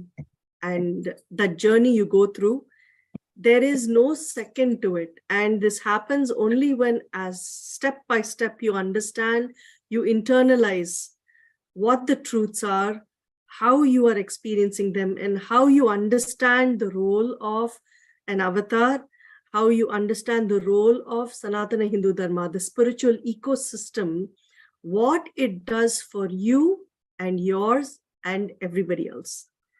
That is too priceless. It goes beyond, we go through a life of attachments, desires, wanting this, wanting that, struggling through it. There are so many struggles that we go through because with the misconceptions, or you're working through something, but you don't have the basic clarity and the cognition that helps you understand how to manifest. the spiritual ecosystem that is being, established by Kailasa, by Swamiji through Kailasa, is that which is nurturing, it is empowering, and it is guaranteed to help you manifest your ultimate. If there is any other way to say it, I don't know how to put it, but it is simply the one priority that we can have in life, which covers life. Whatever you wish to manifest, you will actually experience it coming true. You will actually experience it happening in the most powerful way. And I would say Kailasa is the solution, that Swamiji has given to this entire world for the ultimate life to lead, the ultimate lifestyle to experience and be a part of. So that's what I would say. Yes. Yeah. And Kumbh Mela is one of the largest largest festival in the world. And how Swami this festival to its original authenticity, like this, there are so many different elements, so many different components of Hinduism Swamiji has revived in the last 30 years. And there is many more things to revive is on the plate. When Kailasa is going to be open for the whole of the humanity, it's going to be a huge positive explosion that we are all going to experience. Now is the moment where everybody can decide to be part of it. Even if you have made an intention before, today you can redo an intention, redeclare an intention, saying, yes, now I really want to be part of it and I need Swamiji's blessings. So I request everybody to sign up in sksjp.org/contribute and show your intention. Take the step today and show your intention, how you would like to be part of Sarvanya Pita. And when Swamiji is making the whole Kailasa happen, and then this year, the whole Kailasa is going to be open for the whole of the humanity, we are all going to get back to the celebrations, more programs, more and more excitement with Swamiji. So to make this happen, we want all of you to be part of this moment. So also would like to hear from Mahasadashiva and Shivapriya. How are you seeing this as a very important step that each and every person has to take individually in their lives to be part of Kailasa and to be part of Sarvanya Pita? See, actually, when Muktika was sharing, for me, it's very simple. I'm going to exist regardless because, of course, I've taken birth. Each one of us have taken birth, so we're going to exist. Now, just because we've been talking about Kumbh Mela, I can share with you that for me, it was being part of actual ecosystem that Swamiji is reviving. So it was a live experience of that ecosystem because we had the temple, we had power manifestation, we had initiations from Swamiji, we had Guru himself living with the Guru. So we were all living. I guess it was a child and adult Gurukul in some ways. So we were learning, we're having powerful cognitions, sessions with Swamiji, satsangs, and then there's food, organic, sattvic food provided. So the whole ecosystem Swamiji made available. Now, existing in that ecosystem, learning the powerful cognitions, and then like having flood and storm happen, which is natural things that happen, and they easily would have put any one of us into powerlessness. And for a moment I was, when there were certain things happening. However, how quickly in that ecosystem one can shift into powerfulness. So that was, it's a live experience. And then you have the ecosystem Kailasa, which one can hear about the powerful cognitions, one can attempt to implement it, but the environment itself doesn't support implementation of those powerful cognitions straight away. So if I had to say it in a very simple way, I would say that we are going to exist regardless because we've taken birth. Now it's up to us to choose for ourselves consciously a ecosystem that is going to build us powerfully inside out, not just in society where we get to show that we are powerful and inside experience powerlessness and not have the support network which can bring us out of that space quickly when we ever get into that space. But a really, like I was sharing with my Shivapriya, we had this storm coming. Swamiji goes out there, moves the storm. Everything that needs to be fixed is fixed within a couple of hours. We're sipping a cup of tea and talking about the weather, it's like, shifting from utter powerlessness where you feel like you're just about to face death, and the next thing, everything is completed very quickly. In outside world, that it wouldn't happen that quickly. There'll be years and maybe months and weeks and whatever amount of time in powerlessness and all that kind of stuff. So in a nutshell, this ecosystem, it's a must, because it experientially gives us the opportunity to live in powerfulness no matter what. I'm not praying. Swamiji's taught me not to pray to God to have the problems taken away, but to have the courage to face whatever comes. So in a nutshell, I would say this is the difference, between living in an ecosystem that's going to build you powerfully versus living in an ecosystem that is going to exploit your powerlessness and keep you there. Not only the If I not might only add, sorry, Mashupe, before you start, I just wanted to add one thing that really struck a chord with what Mahatmadeva was saying. See, we grow up in our normal, in the world, with driven by fear, right? If you don't do this, then you will not have this. If this doesn't happen, then you're going to face the consequence of it. So you're always doing something out of fear that you will not have, that nothing is enough, or life is not going to be the best you can probably have. But what in Kumbh Mela is, whatever the eventuality, whatever the like the storm that happened, the hurricane that happened. I mean, it was we could see like a natural disaster going around, but to be able to go through that and focus on what needs to be manifested, protecting people, supporting everybody, ensuring the lives of the support systems are functioning. The focus is so much on the happening. The focus is so much on what needs to be, continued, that you actually melt away any form of fear or this stress or anxiety, saying, oh my God, how are we going to handle it? It gives you a very different perspective of living your daily life. It tells you that you can focus your energies to making the best out of everything. And that is what the spiritually, high ecosystem is. It's that level of nurturing. And this is what Swamiji is bringing to all of us. It is an essential component, just like breathing, for all of us. That's what I would say. Definitely, I will support completely whatever Muktika is saying. And the biggest change that I'm seeing, supporting this ecosystem and you experiencing this ecosystem is the most important thing. Now, I will give to you an outside world experience. Is I first work the way I want to work. I am not consistently, I'm more on projects. Like if I was doing this project of Annadanam, I was working in the kitchen. Once I come back, I may not go back to the kitchen for a long time, to the extent that even my house kitchen, I don't manage at times. But when I'm in the office, what I see is, if I'm executing something, suppose we are executing a new ERP system in the office. Now, when I'm managing to see that the 200 people, I'm first seeing the human resistance for a change that is happening, which I can see today. This is because of Swamiji, that you are able to see what people are going through. Now, how do you break it?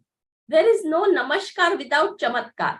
So literally with third eye, when you catch them doing the wrong things and trying to break through the system, they feel, this lady who does not sit every day in the office and who does not know what is civil engineering, how will she execute the system? That is the time when you show them that these are the qualities which are with me because of this person, because of Swamiji. And I'm telling you, this is the point where you will see the inner awakening, the third eye awakening literally living through you. This is the point where you can enter any department and you can just barge through things only not because you are having the knowledge, but because you are equipped with third eye awakening. When you are an SJP, your commitment level changes to support this ecosystem. When you are an SJP, your whole view, why you want this ecosystem to expand, changes. And you will be able to exhibit it to the extent where people literally feel, wow, what is this happening? To the extent where you can show them that this mistake that you have done is not a sin or it's not a crime, but the mistake done and to find the mistake and to correct this is most important. Especially when you are not from their department, and if you can show these flaws and you can show, and I very clearly say this is happening because the person who runs this company has very clearly said that don't think you are working for the Tulis or the owners of this company. This is my company. This is the kind of care that he takes for us. This is the commitment that he has given to us. That is why it is so important to support this ecosystem. That is why it is so important that you be the SJP to experience a lifestyle which is completely different. This is, and it is to be experienced. It will not come in words. It will not come. It is an experience to be an SJP. It is not a sudden change that you will suddenly get a lot of money or suddenly you will experience a lot of luxury. These are part and parcel. This will come your way. But the most important thing is you will be able to command your life and the surrounding beautifully in a much better way, beyond your comprehension, without you knowing that you are going to have the breakthrough. It will just happen. The paths will just open. Not that if you are not an SJP, it will not happen. It will definitely happen if you are a devotee of Swami Paramahamsa Nithyananda. But it will happen to the dimensions, and you are supporting the whole system when you are an SJP. You are on a different plane when you are on an SJP level. You are holding and wanting to hold the Hindu Dharma to a next level. That is why you have to be the SJP, because the command in your language when you are speaking for Hinduism will be totally different when you are an SJP. You have stood up for Hinduism. That is why you have to stand up for SJP. This is my only request. Come, be a part of SJP and experience what it is to be an SJP. So with this, I will end here from my end. Yes, Ma Pranapriya, you can continue now. Yes, thank you so much for sharing that. And like you beautifully shared, right, the clarity and the confidence and the purpose, higher vision for life, simply you'll start manifesting moment you say yes to the Sarvanya Pita. So I'm sure many of us have been thinking about it, and you don't know what are the next step, how to go about it. The intention is there, but I don't know how I'm going to manifest it. First thing is sign up and start your journey today. Take a small step, and everything starts with you saying yes to it. Actually, and in this panel already, a couple of them are SJPs, and many people. If you go and connect to each person, they would have amazing stories. Just as their journey of SJP itself is a beautiful thing to learn about. Like it's not like it happened in a day or anything, but rather how Swamiji works on each being to mold that being and then become an SJP.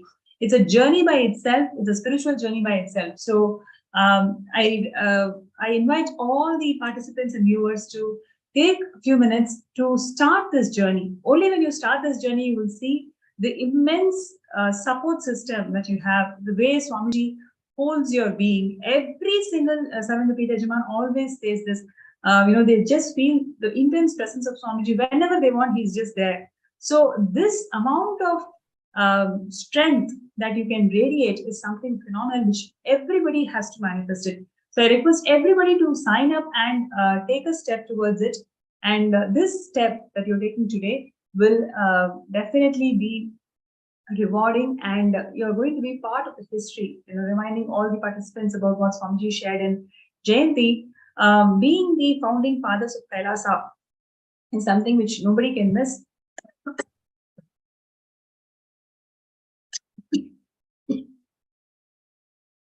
It will make you to realize the Janma Sabalya, meaning you will achieve the purpose of your life. Actually, if I might add, Pranapriya, being an active manifester of realities for yourself and supporting that of others makes us go a long way compared to passively sitting back and wondering if somebody else can, help. If the cognition is there saying, I take it in my hands to help manifest, that actually, takes us forward, because that's the same attitude we apply to everything in life. This is an opportunity for each and every one of us to take an active stance and to make things happen. To be guided by an avatar, to be guided by Swamiji is no small task. And he is here to support our, empowerment and support us through the journey to enlightenment. And it starts with our yes. It starts with us saying, what can I do to help? Where can I get started? The moment you have the cognition, just know that what needs to come your way, the cosmos is already sending your way.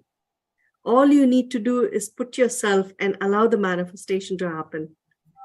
That's how beautiful the journey is, and that is how empowering it is to understand what is needed for this world.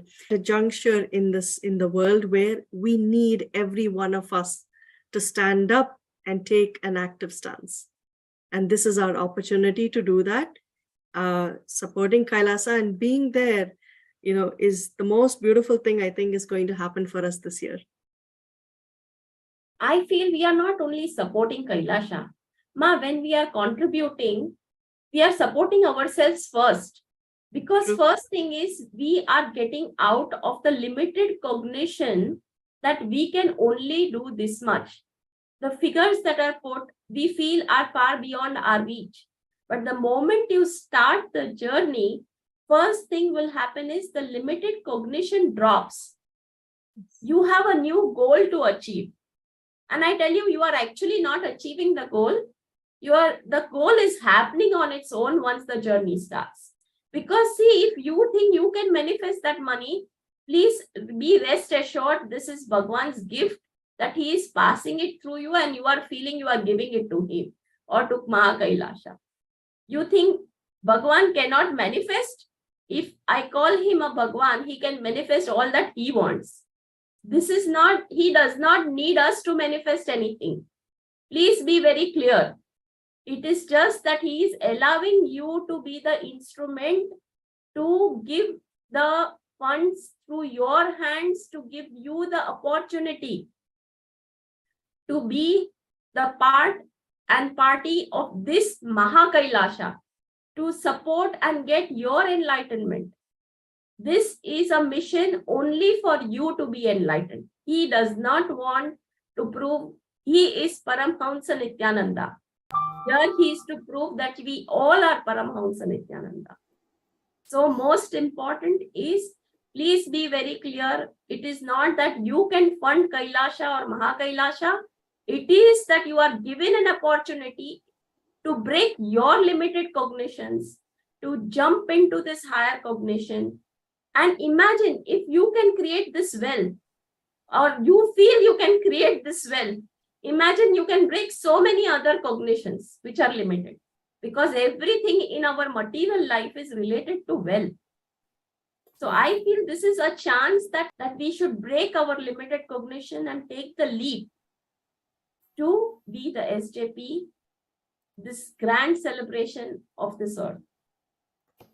It's a collective infrastructure, right? Because we in society, this wherever we are, wherever people gather, there is an infrastructure, right? So there is a way, like a food lifestyle, clothing lifestyle, etc. Anywhere we go, even outside, where outside of Kailasa, there is infrastructure, whether it's public transport, whatever that infrastructure is.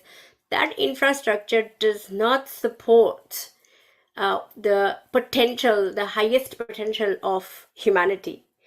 Whereas Swamiji has given us the vision, the complete structure, the infrastructure that we can build collectively, not just for ourselves, but the future generations as well. Yes.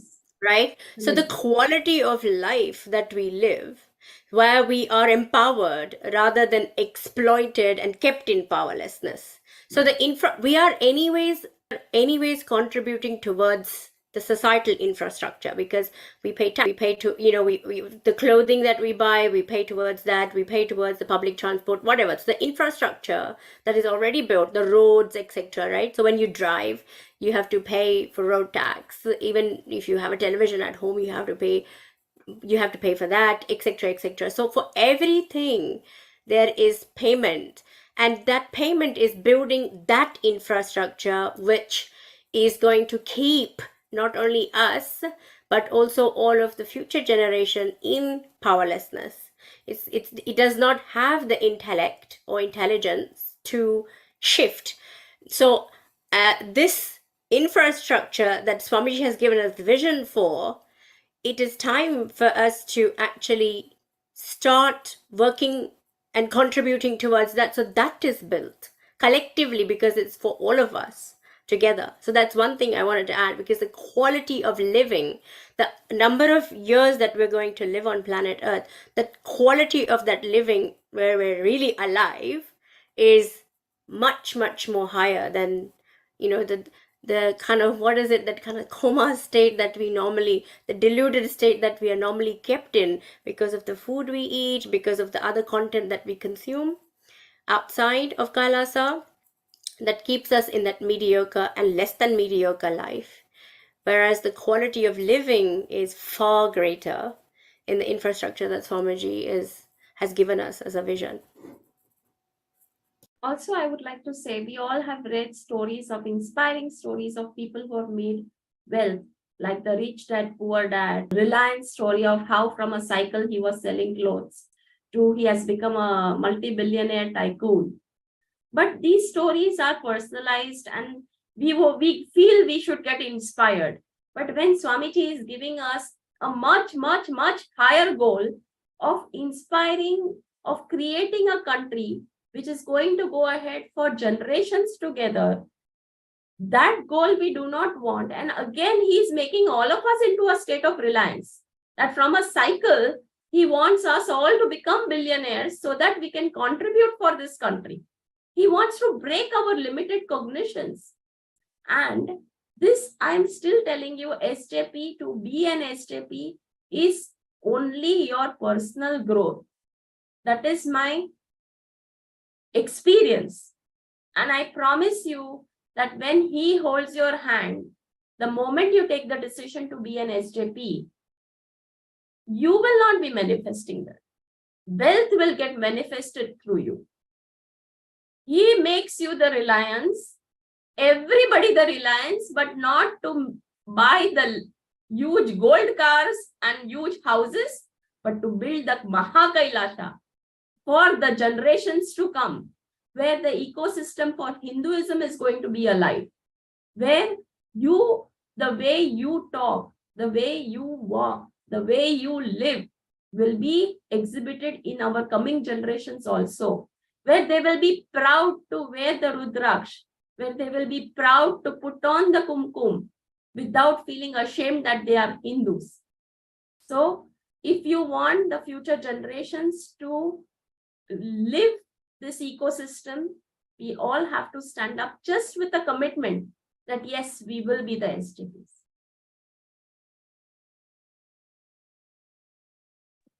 Yes. So that was so beautifully shared by all of you, and thank you so much for joining the segment today. It was, definitely brought back so many wonderful memories and all the moments of wonders in Swamiji. I personally really thoroughly enjoyed all your sharings, and thank you so much for being here today. And to all the viewers and participants, once again, I'd like to reiterate that this is a lifetime opportunity for all of us to be part of the mission when Paramashivam himself has descended. And he's creating this grand narrative for the Sanatana Hindu Dharma, and it is happening now. Right now, it's happening. It is the best thing that we can do to ourselves and the planet Earth by being part of Sarvapita. So you can sign up yourself in skshjacob.org/contribute. And next we will be having the preparation into the darshan of Supreme Pontiff of Hinduism, Swamiji, manifesting as Kalabhairava Murthy. So let us get ready and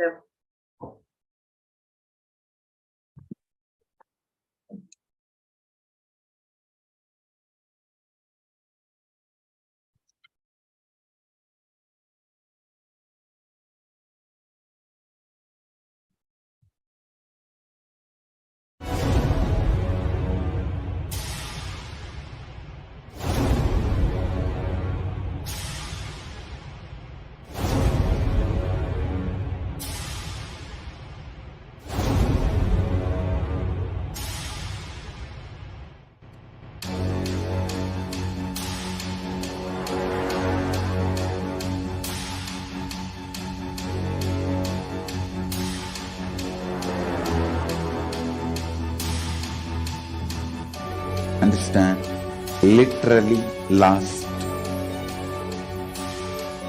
39 years from the age of 5, whatever Paramashiva manifested through teaching, speaking, writing, every way,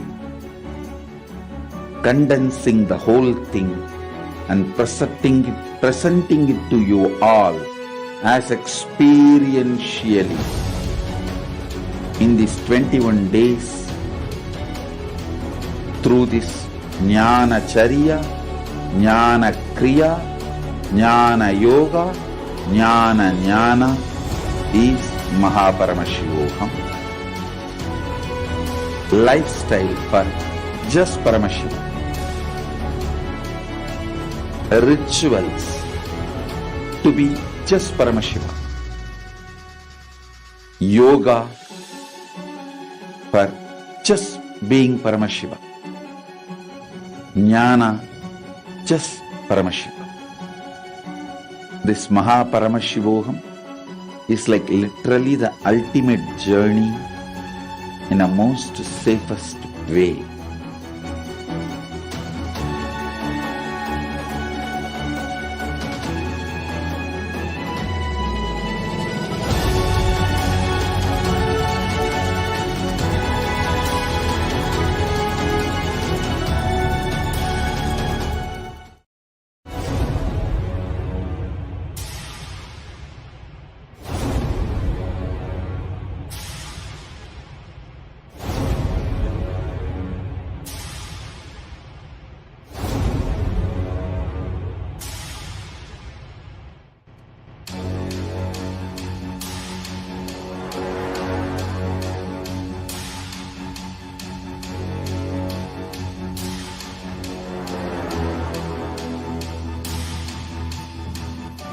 Understand, literally last 39 years from the age of 5, whatever Paramashiva manifested through teaching, speaking, writing, every way, condensing the whole thing and presenting it to you all as experientially in these 21 days through this Jnana Charya, Jnana Kriya, Jnana Yoga, Jnana Jnana is Mahaparamashivoham. Lifestyle for just Paramashiva. Rituals to be just Paramashiva. Yoga for just being Paramashiva. Jnana, just Paramashiva. This Mahaparamashivoham is like literally the ultimate journey in a most safest way.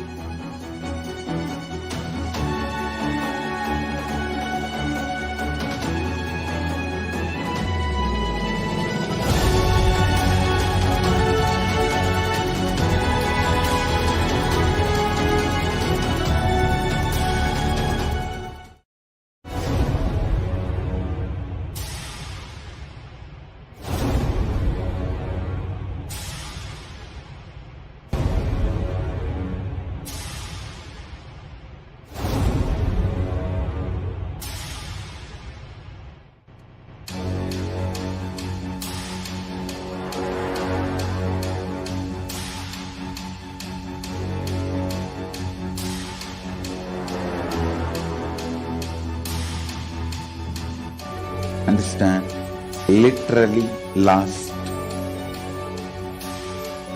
39 years from the age of 5, whatever Paramashiva manifested through teaching, speaking, writing, every way,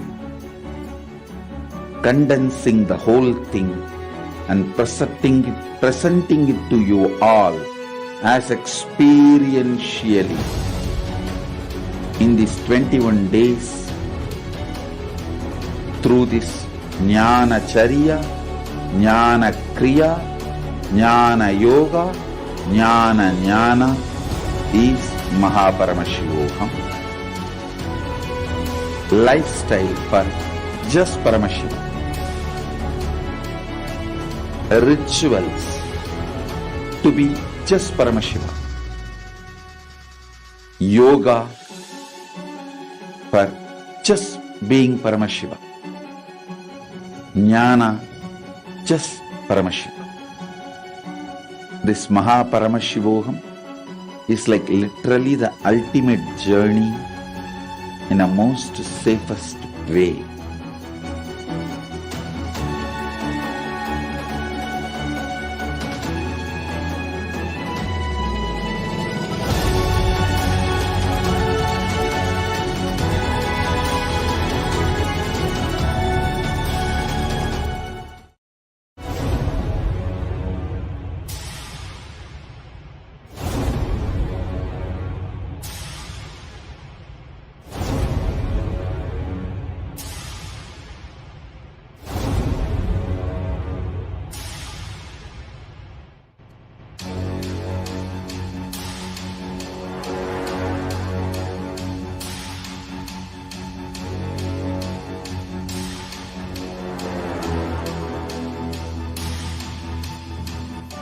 Understand, literally last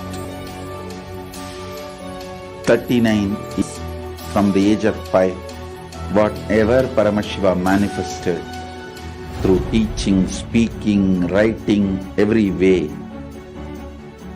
condensing the whole thing and presenting it to you all as experientially in these 21 days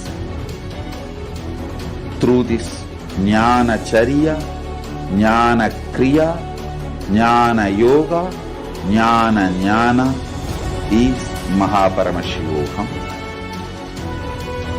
Lifestyle for just Paramashiva. Rituals to be just Paramashiva. Yoga for just being Paramashiva. Jnana just Paramashiva. This Mahaparamashivoham is like literally the ultimate journey in a most safest way.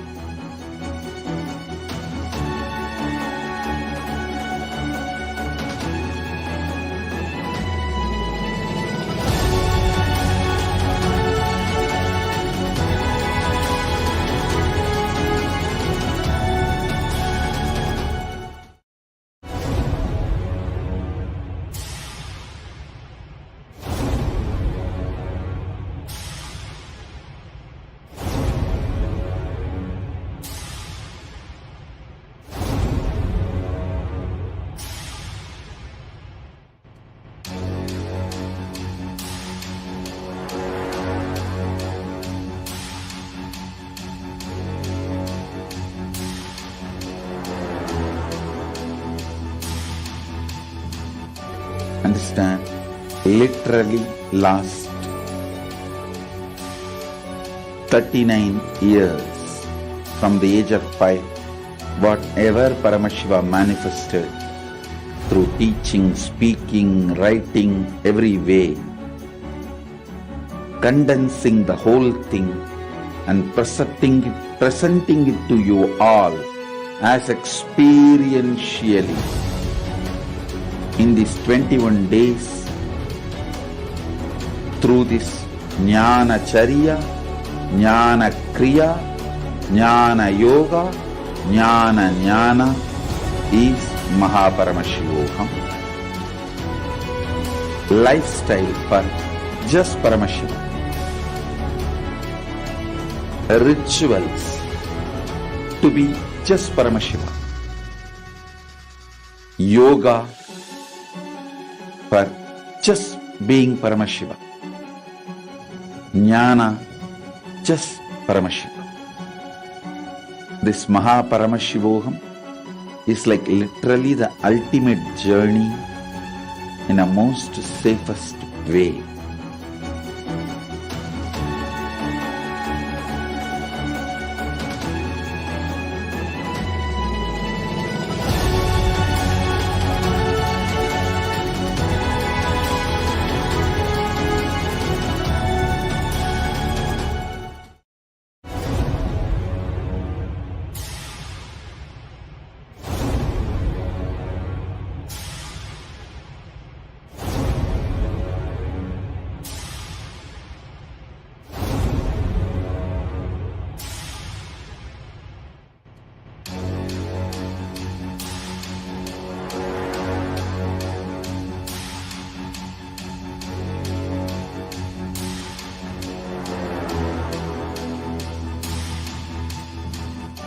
Understand, literally last 39 years from the age of 5, whatever Paramashiva manifested through teaching, speaking, writing, every way, condensing the whole thing and presenting it to you all as experientially in these 21 days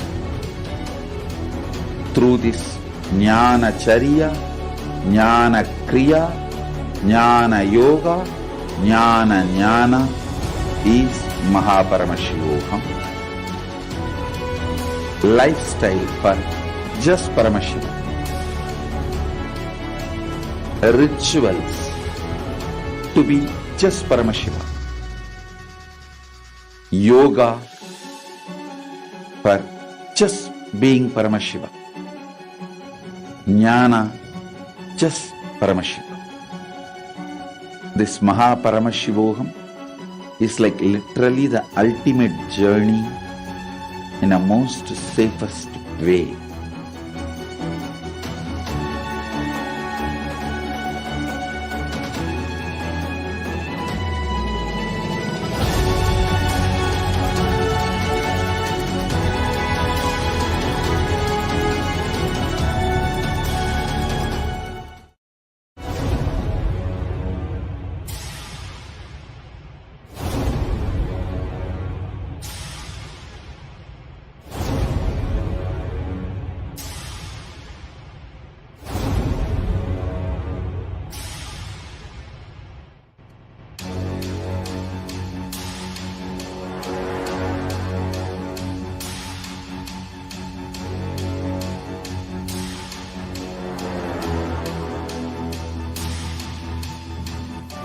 Understand, literally last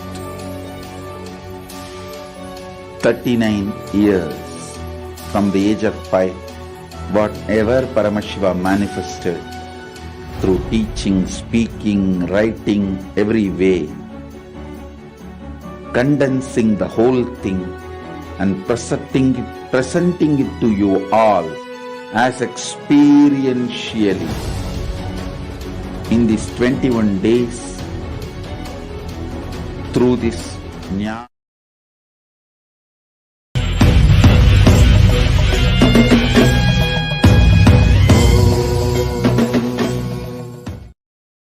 I have incorporated this Kailasa, nation without borders. Kailasa, nation without borders. In a way I can say whole universe is the Kailasa.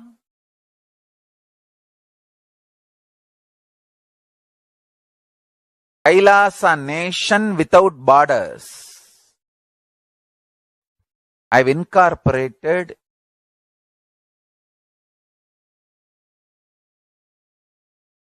in multiple countries Each Kailasa will function in their own countries as per that country's law, within that country's law.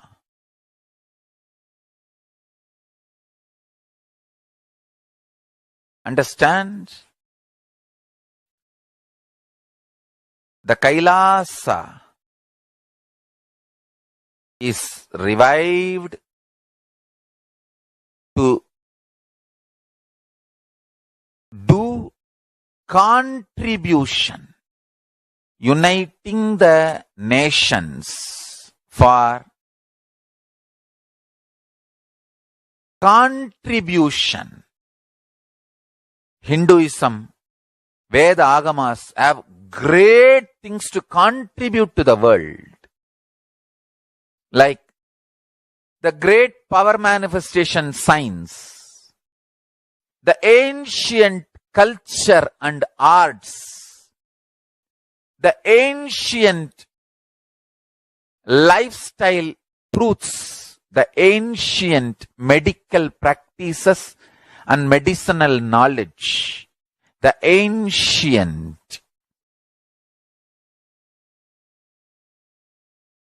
indigenous cultural heritage and jewelry, perfume, dance, music. In every level, Hinduism has so much to contribute. Veda Agamic traditions have so much to contribute. To share all this with the world, to contribute to the world. Hindus need to tell the world what they are contributing in every level. The brand of Hinduism itself is enriching and empowering and enlightening. Hinduism is all about enlightening the world.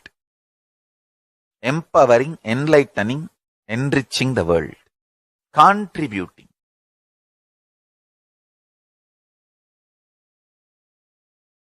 That is our spiritual life.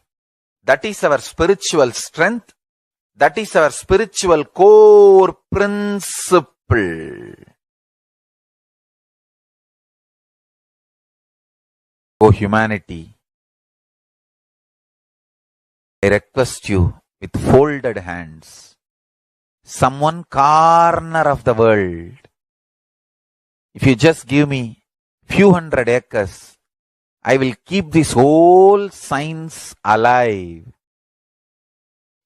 Leave it for the whole humanity freely.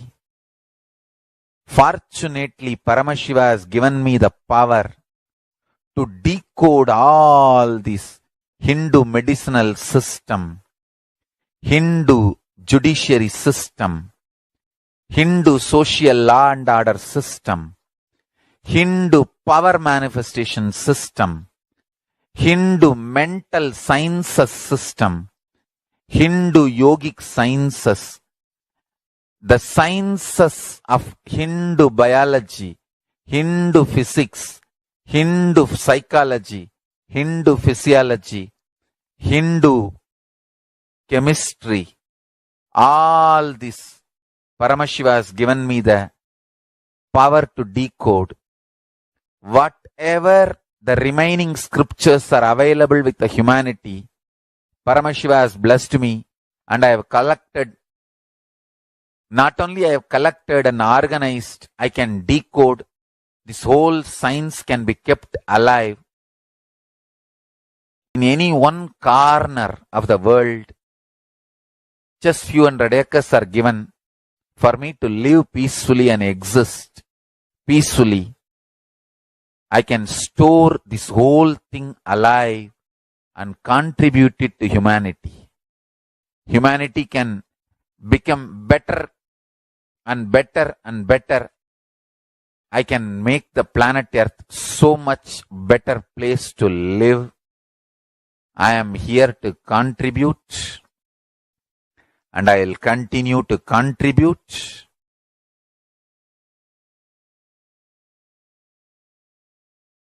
As long as I am allowed to live, I will contribute. I have collected all the remaining available scriptures, maybe 2 crore books. 2 crore means 20 million, I think, books on Hindu physics, Hindu chemistry, Hindu biology, Hindu physiology, Hindu psychology, Hindu law and order, Hindu social system, the power manifestation sciences of Hinduism, yogic sciences of Hinduism. I have collected, and Paramashiva has given me the blessings and power to decode. I have decoded and continuing to decode them. If the humanity, somebody is kind enough to give me few hundred acres in one corner of the world and let me live peacefully, I can keep all the scriptures there and go on sharing with the world, revealing these whole sciences to the world, and go on contributing. I don't need anything other than 1 cup of curd rice every day, that's all. A cup of curd rice per day over. I can go on be giving this to the world. I can add to the world. I can make the world a better place to live. That's all I have to say.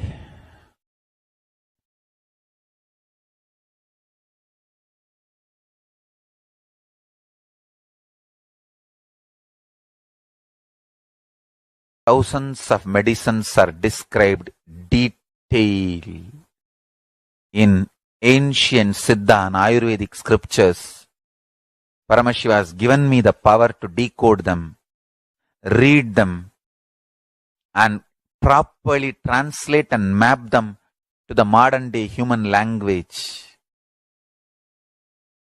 And I am ready to work 20 hours a day. I just need few hundred acres where I can sit peacefully and keep this library, run a Gurukul where thousands of people can learn this and share it with the world. Understand?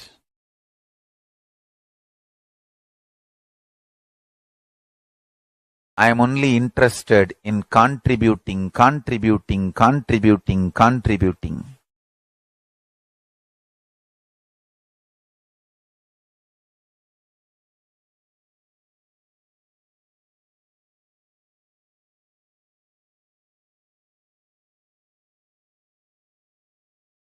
And decode all this great knowledge. Whole world can prosper from this knowledge. Whole world can enjoy from this knowledge. If I prosper, I will only create a university. I will not create anything else. If the Hindus prosper, they will only create education institutions. Because Hinduism is all about giving, contributing. If I prosper, I'll create university, that's all. Kailasa is all about university, to decode the ancient sciences and share with the world. Understand? Every day I'm going on decoding, writing notes on my books and writing details on my books.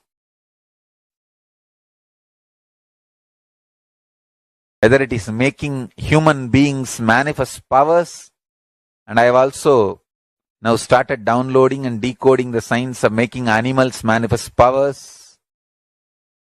Whether making people manifest powers or healing,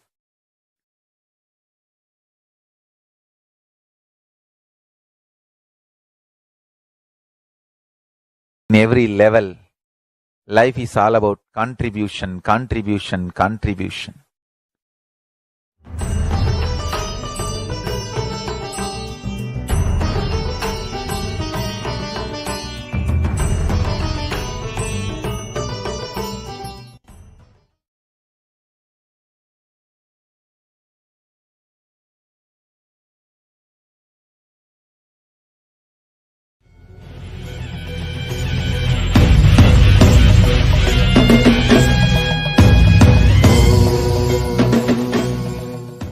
Today is March 2nd.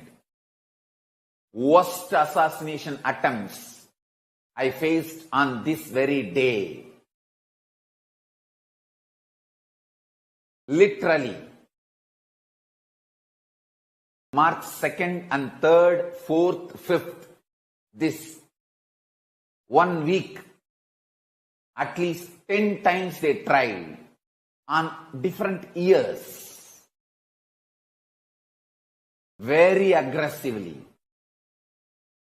There were small attacks, but some of the very aggressive, very planned attacks, locking me inside my room, ashram, tapovan, kutia, and putting the petrol bomb and burning.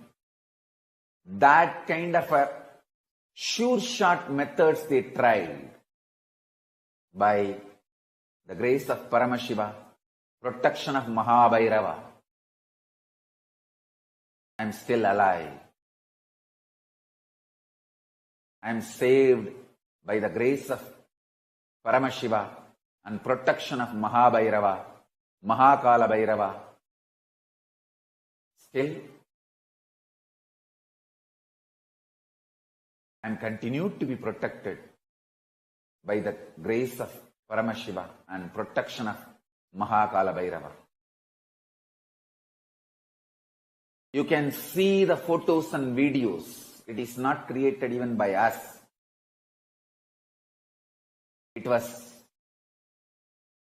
done a live reality show by national news channels of India.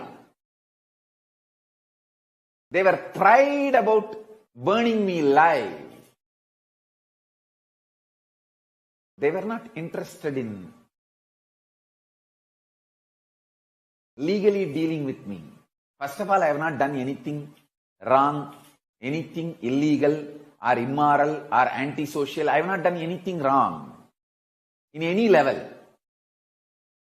They just want to eliminate me because I am working for the revival of power manifestation science and Hinduism. Spiritual enlightenment science stored in Hinduism. I never worked against any other religion. I never spoke against any religion. I just started working to revive Hinduism. That's all. I have faced so much aggression, terrorist attacks on me, assassination attempts, lawfare,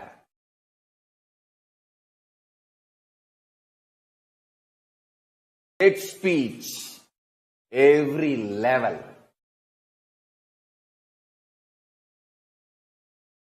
Today I am here by the grace of Paramashiva, with the protection of Mahakala Bhairava, to declare the victory of Parashakti, victory of Paramashiva, victory of Mahakala Bhairava. By the grace of Paramashiva, with the protection of Mahakala Bhairava, we won in this whole war imposed on us.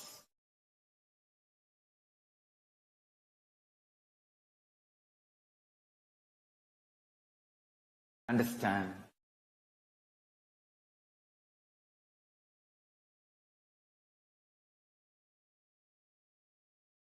I have not become violent because violence was forced on me. I have not decided to lose my goodness because of the bad people entering into my life. No. I said very clearly, I will continue to retain my goodness. I will only tell the whole world what all has been done to me and Sri Kailasa. Understand? This Kailasa, revival of enlightenment civilization, is not started 2 years before or 3 years before. It is hereditary, handed over to me by my gurus. I have started actively doing it. That is why I have been attacked. I have started actively doing it. I have started legally doing it. I have started doing it in a foolproof way. I have started telling the world the persecution Hindus are going through. I have started telling the world the non-violent tradition of Hindus. Because of non-violent tradition, how they are being tortured, killed, attacked. Hate speech is done against them, and they also withdrew from life and got into inactivism, helplessness, did not reach out to the world to tell the right narrative, the truths, facts.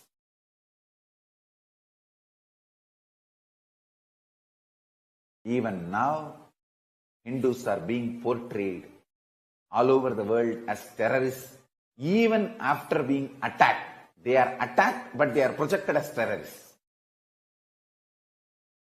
They are killed, but they are projected as aggressors. Because we did not tell the world, in the name of non-violence and tyaga, we became inactive. Ahimsa, non-violence, should be practiced actively, should be told to the world with the right narrative. How, even after being abused, attacked, hate speech, destroyed, killed, assassination attempts, still we continue to maintain non-violence and ahimsa because we believe in it. We live it. We be and live and believe. We are being, living and believing. Non-violence and ahimsa. We just missed actively enriching the world, reaching out to the world. Sri Kailasa is formed for this purpose of telling the great ideals, non-violence, ahimsa, tyaga, all the gurus lived, practiced, believed,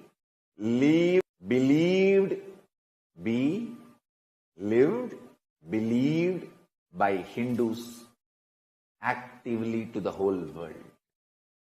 Hindus need only one thing: actively enriching.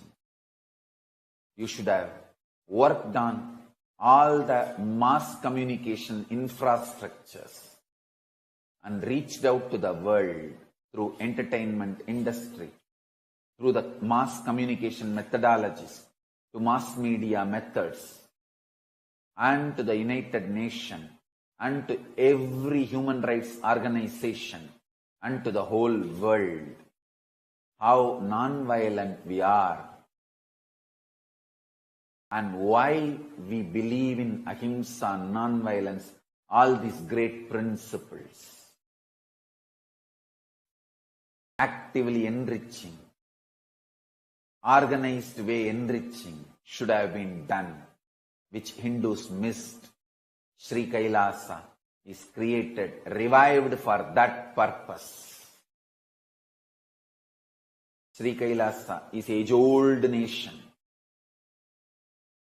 age-old enlightened civilization. I am only reviving it. I am not creating it. I am reviving it.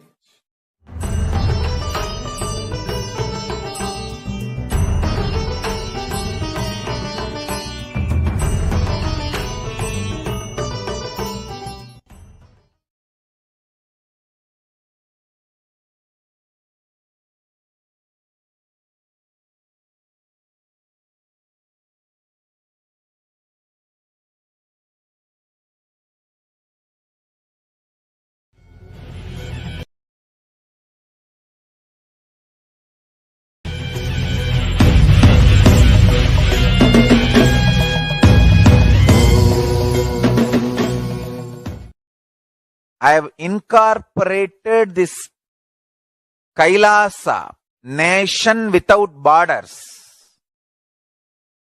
Kailasa, nation without borders. In a way I can say whole universe is the Kailasa.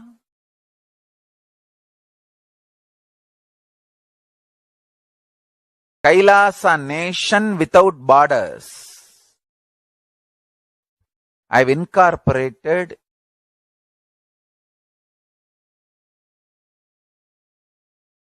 in multiple countries.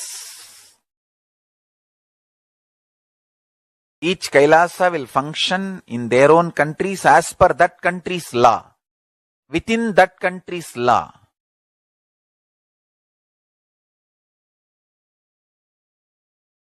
Understand? The Kailasa is revived to do contribution, uniting the nations for contribution. Hinduism, Veda Agamas have great things to contribute to the world. Like the great power manifestation science, the ancient culture and arts, the ancient lifestyle truths, the ancient medical practices and medicinal knowledge, the ancient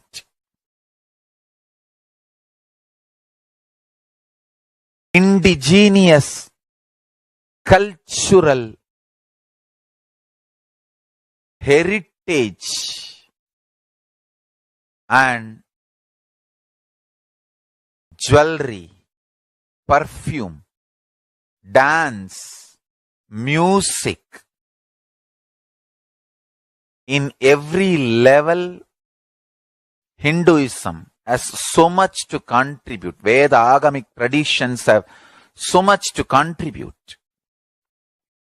To share all this with the world, to contribute to the world.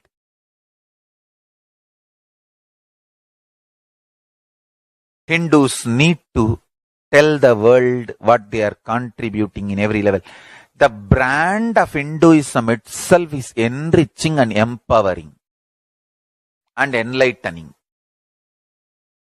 Hinduism is all about enlightening the world. Empowering, enlightening, enriching the world. Contributing.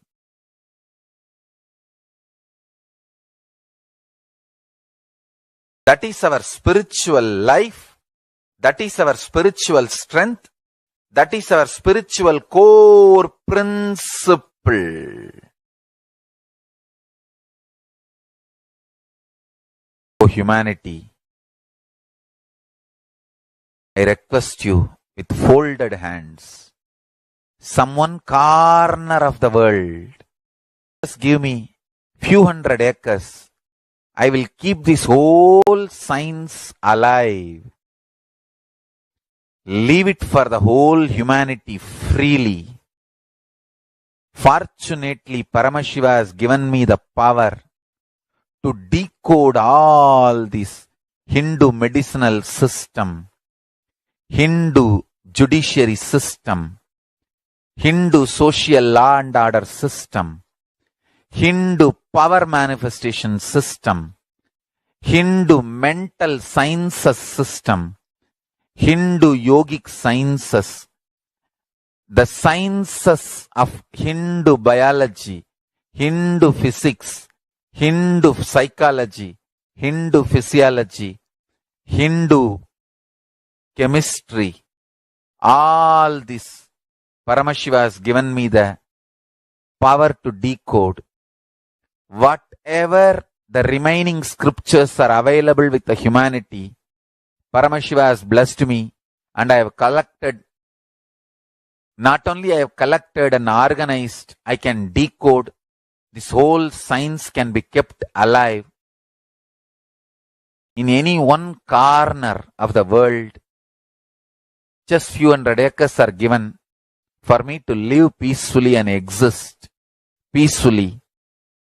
I can store this whole thing alive and contribute it to humanity.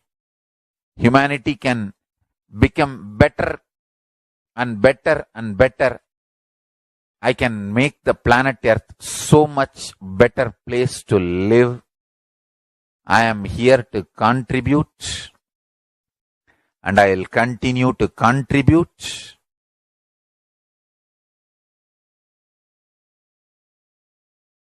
As long as I am allowed to live, I will contribute. I have collected all the remaining available scriptures, maybe 2 crore books. 2 crore means 20 million, I think, books on Hindu physics, Hindu chemistry, Hindu biology, Hindu physiology, Hindu psychology, Hindu law and order, Hindu social system, the power manifestation sciences of Hinduism, yogic sciences of Hinduism. I have collected, and Paramashiva has given me the blessings and power to decode. I have decoded and continuing to decode them. If the humanity, somebody is kind enough to give me few hundred acres in one corner of the world and let me live peacefully, I can keep all these scriptures there and go on sharing with the world, revealing this whole sciences to the world, and go on contributing. I don't need anything other than 1 cup of curd rice every day. That's all. A cup of curd rice per day over. I can go on be giving this to the world. I can add to the world. I can make the world better place to live. That's all I have to say.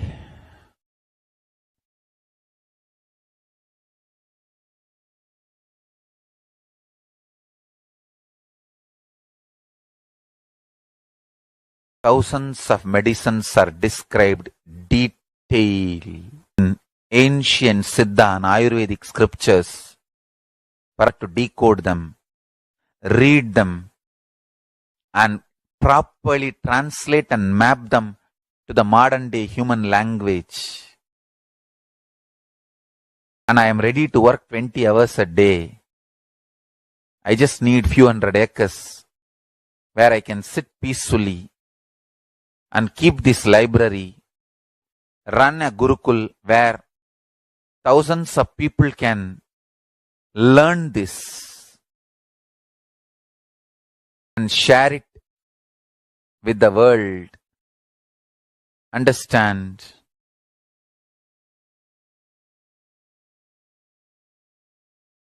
I am only interested in contributing.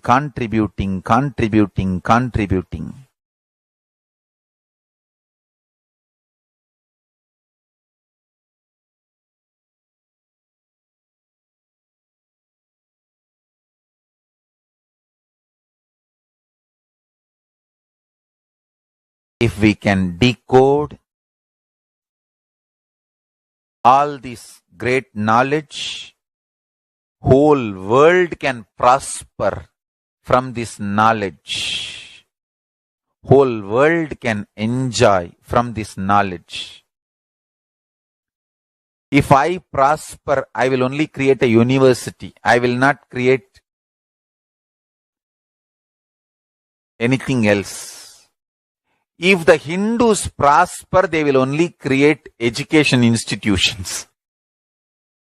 Because Hinduism is all about giving, contributing.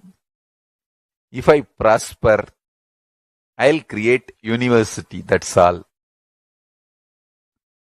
Kailasa is all about university to decode the ancient sciences and share with the world. Understand? Every day I am sitting and going on decoding, writing notes on my books and writing details on my books. Whether it is making human beings manifest powers, and I have also now started downloading and decoding the science of making animals manifest powers. Whether making people manifest powers or healing,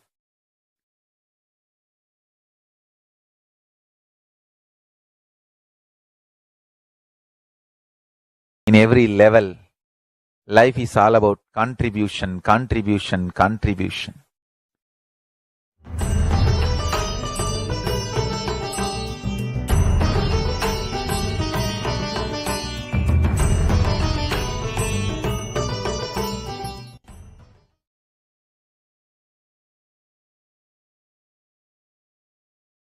Many people asked me, Swamiji, why did you leave such a huge empire you built in India and sitting somewhere in one corner for so many years? Be very clear. It's already 3 years I left India, more than 3 years. This 3 years is worth because I have done the foundation, legal.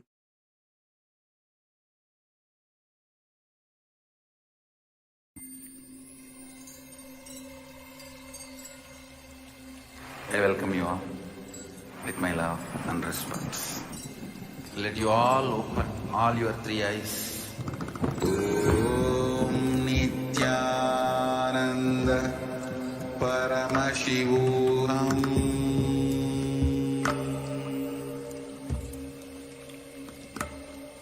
Om Nithyananda Paramashivam.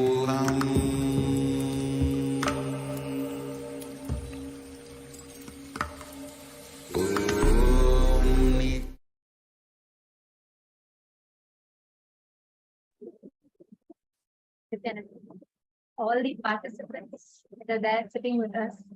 We had a very, very beautiful sharing from the House of Representatives who came and shared their personal eyewitness testimonials of how they enjoyed the Kumbh Mela.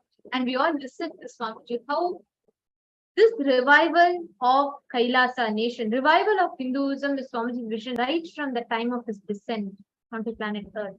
And how despite also how the attacks happened on Swamiji and how persistently Swamiji persevered to give us this nation called Kailasa so that all of us Hindus can experience Hinduism. All the participants that are watching us, all the viewers that are watching us on Facebook Live and on various other social media platforms on YouTube, etc. I request all of you to share with us. Let us know how many of you want to be a part of Kailas, this great grand happening. And if you want to, you all can sign up to skljp.org/contribute. And now it is time for all of us to enter into the Bhava Samadhi Darshan of Bhagavan Mahakala and Bhava Samadhi Darshan. This is the darshan where they understand pure consciousness manifests the being and physically through the Nija Avatara. This science is called as Bhava Samadhi Darshan. This is a science unique to Hinduism, and it's an extremely rare science that Swamiji has revived.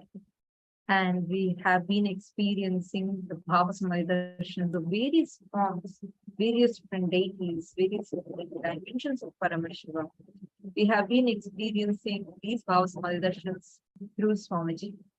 And so many, literally almost 100% of whoever participates in these Bhava Samadhi Darshans have been experiencing phenomenal transformations, life transforming experiences of Kundalini awakening and awakening of the third eye and manifesting extraordinary powers of Paramashiva. And today we are going to be experiencing one such extraordinary, powerful Bhava Samadhi Darshan of Bhagavan Mahakala Bhairava. And now we will be chanting the Dhyana Shloka of Bhagavan Mahakala Bhairava as we are all getting ready for the Bhava Samadhi Darshan. So, as all of us are going to be receiving this Bhava Samadhi Darshan, when you sit there with the Sankalpa in you, whatever is your intention to manifest, just by sitting in the presence of the avatar, through the science of Shaktini Pada, the quantum entanglement which happens, where the exact activities, the neural activity that happens in the avatar's brain reflects in us, mirrors into us. A very, very powerful process which simply and remove, it literally rewire your inner software to be able to receive the highest conscious existence in life. So now we will be chanting the Dhyana Shloka of Bhagavan Kala Bhairava.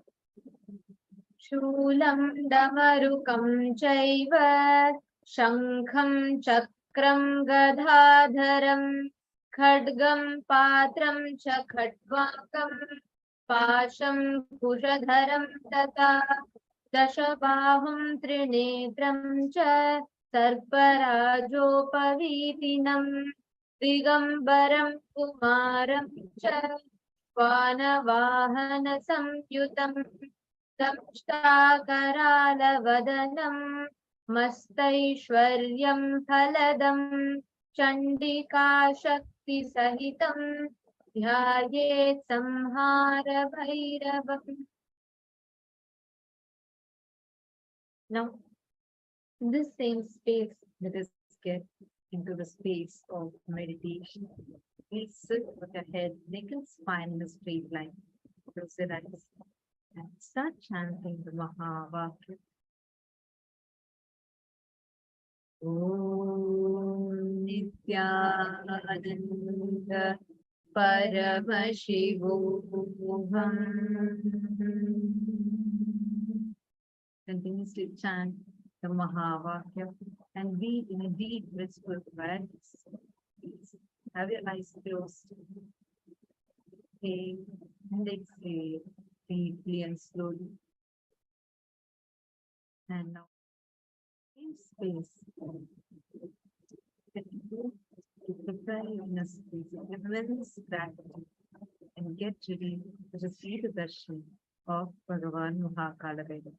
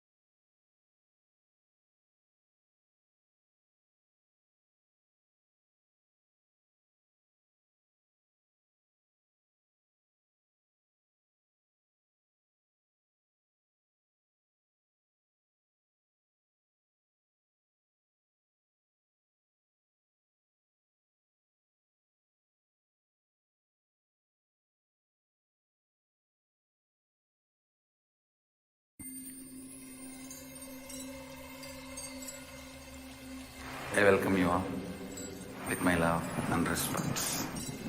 Let you all open all your three eyes. Om Nithyananda Paramashivam.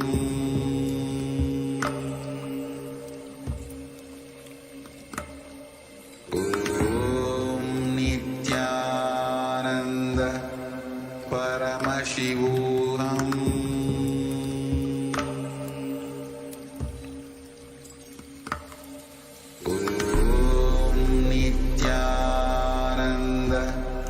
Paramashivam.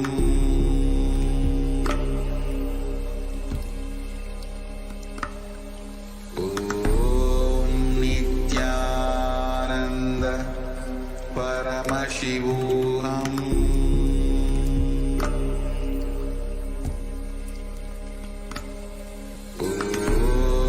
Nithyananda Paramashivam.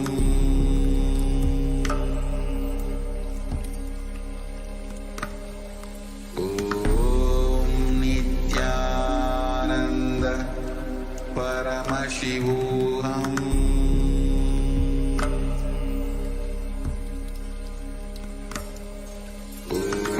Om Nithyananda Paramashivam. Om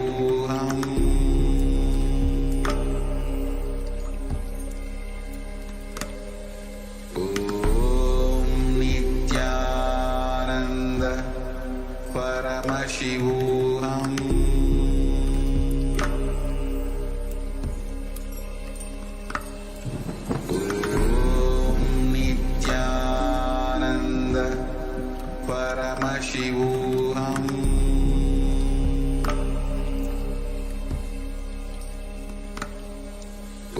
Om Nithyananda Paramashivam. Om Nithyananda Paramashivam.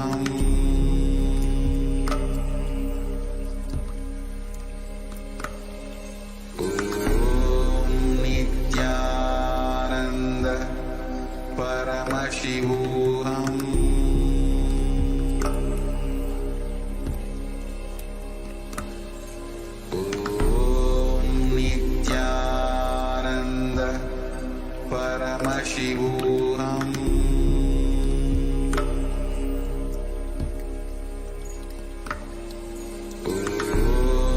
Nithyananda Paramashivam.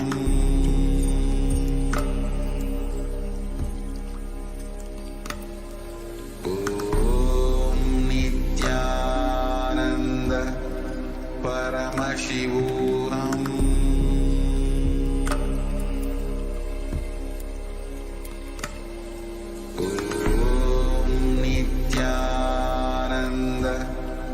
Paramashivam.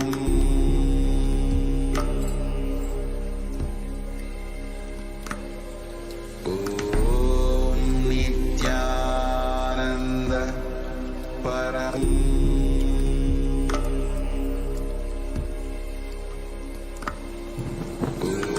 Om Nithyananda Paramashivam.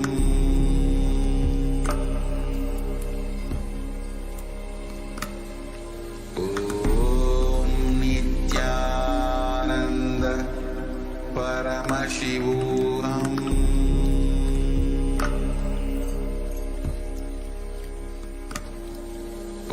Om Nithyananda Paramashivam.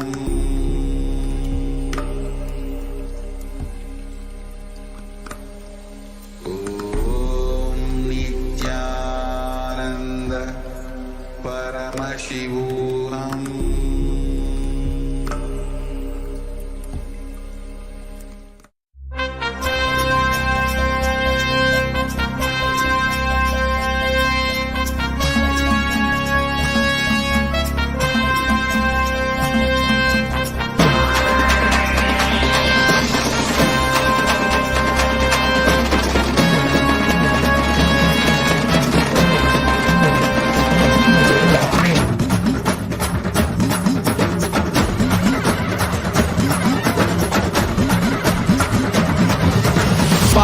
கருப்பழக அவ எங்க பேரழக சந்தன பொட்டுக்கார சவ்வாது வாசக்கார வராண்டா கருப்பழக அவ எங்க பேரழக பாக்கத்தான் கோபக்கார உண்மையில பாசக்காரன் காலத்தின் கடவுளடா கருணையில் கடலடா கும்பிட மருகணமே தரிசனம் கொடுப்பாண்டா கூப்பிட குரலுக்கு ஓடி வந்து நிற்பாண்டா காவல் கேட்டா காசூலம் தாங்கி காப்பாண்டா வராண்டா கருப்பழக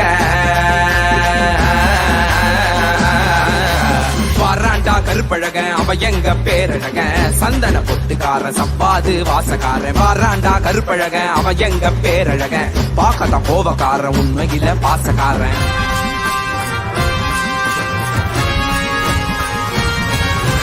ஏழுகால பூஜைகடா செய்யு பாக்கியம் கிடைச்சதடா கற்று வச்ச மந்திரமும் கண்ண கண்டது மறந்ததடா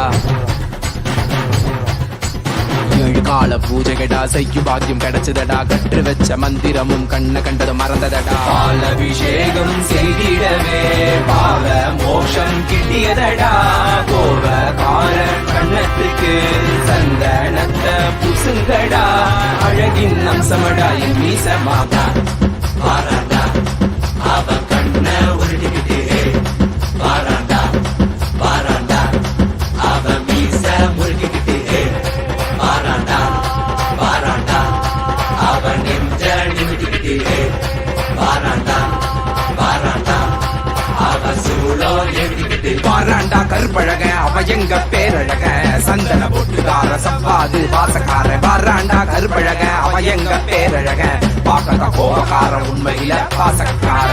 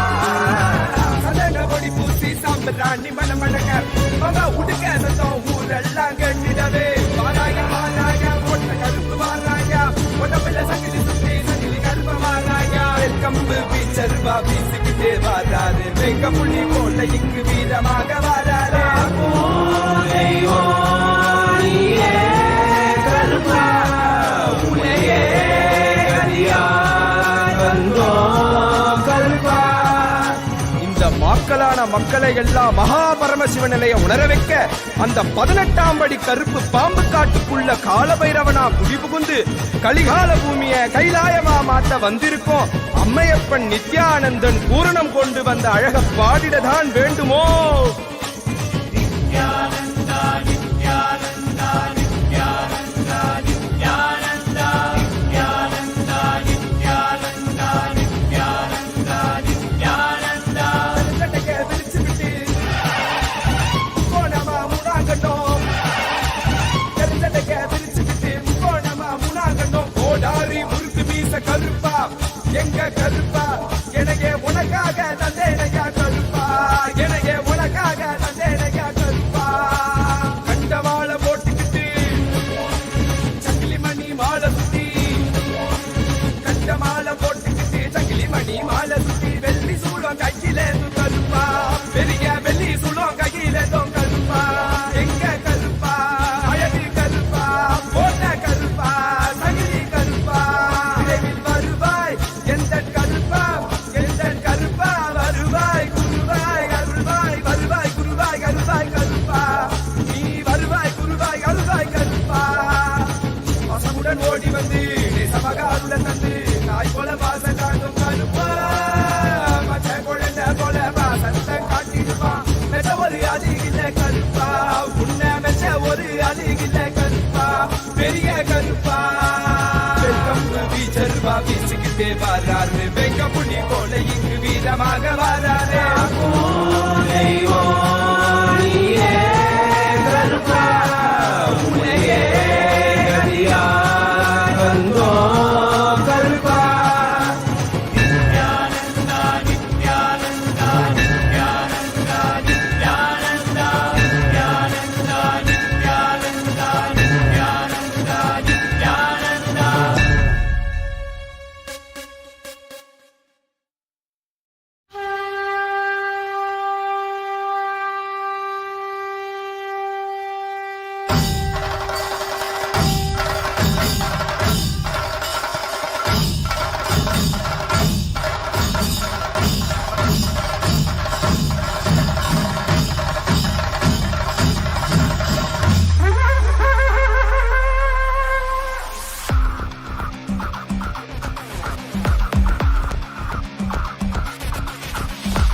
देवराजसेव्यमान पावनाम्नि पङ्कजं व्यालयज्ञसूत्रमिन्दुशेखरं कृपाकरं नारदादियोगिवृन्दवन्दितं दिगम्बरं काशिकापुरादिनाथ कालभैरवं भजे.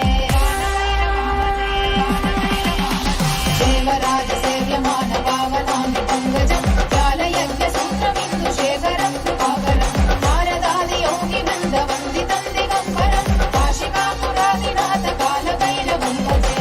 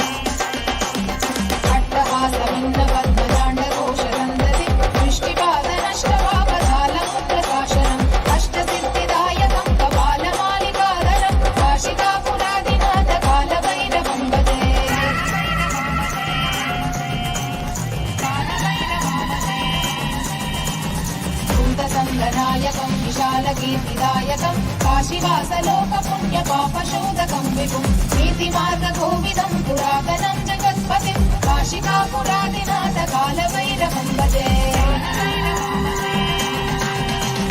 कालभैरवाष्टकं पठन्ति ये मनोहरं ज्ञानमुक्तिसाधनं विचित्रपुण्यवर्धनं योगमोहदैन्यलोभकोपदापनाशनं हे प्रयाति कालभैरवाम्बि सन्निधिं ध्रुवम्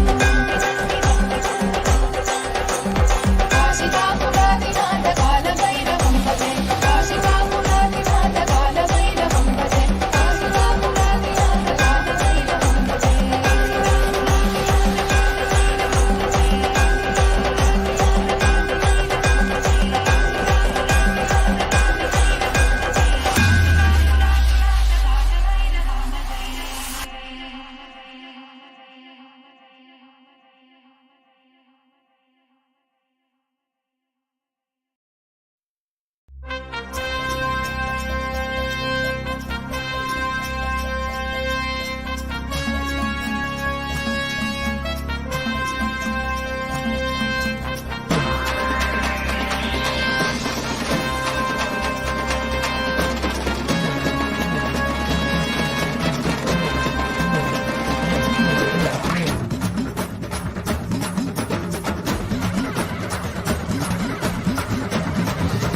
வாராண்டா கருப்பழக அவ எங்க பேரழக சந்தன பொட்டுக்கார சவ்வாது வாசக்கார வாராண்டா கருப்பழக அவ எங்க பேரழக பாக்கத்தான் கோபக்கார உண்மையில பாசக்காரன் காலத்தின் கடவுளடா கருணையில் கடலடா கும்பிட மருகணமே தரிசனம் கொடுப்பாண்டா கூப்பிட்ட குரலுக்கு ஓடி வந்து நிற்பாண்டா காவல் கேட்டா காசூலம் தாங்கி காப்பாண்டா வாராண்டா கருப்பழக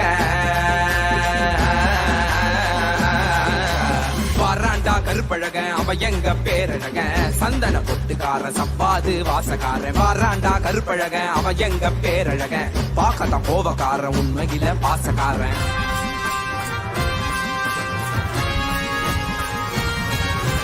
ஏழு கால பூஜைகடா செய்யு பாக்கியம் கிடைச்சதடா கற்று வச்ச மந்திரமும் கண்ண கண்டது மறந்ததடா ஏழு கால பூஜைகடா செய்யு பாக்கியம் கிடைச்சதடா கற்று வச்ச மந்திரமும் கண்ண கண்டது மறந்ததடா பாலபிஷேகம் செய்திடவே பாவ மோட்சம் கிட்டியதடா கோபக்கார கண்ணத்துக்கு சந்தனத்த புசுங்கடா அழகின் அம்சமடா என் மீச மாமனடா வாராண்டா வாராண்டா அவ கண்ண உருட்டிக்கிட்டே வாராண்டா வாராண்டா அவ மீச முறுக்கிக்கிட்டே வாராண்டா வாராண்டா அவ நெஞ்ச நிமிட்டிக்கிட்டே வாராண்டா வாராண்டா அவ சூழோ எழுதிக்கிட்டு வாராண்டா கருப்பழக அவ எங்க பேரழக சந்தன பொட்டுக்கார சவ்வாது வாசக்கார வாராண்டா கருப்பழக அவ எங்க பேரழக பாக்கத கோபக்கார உண்மையில பாசக்கார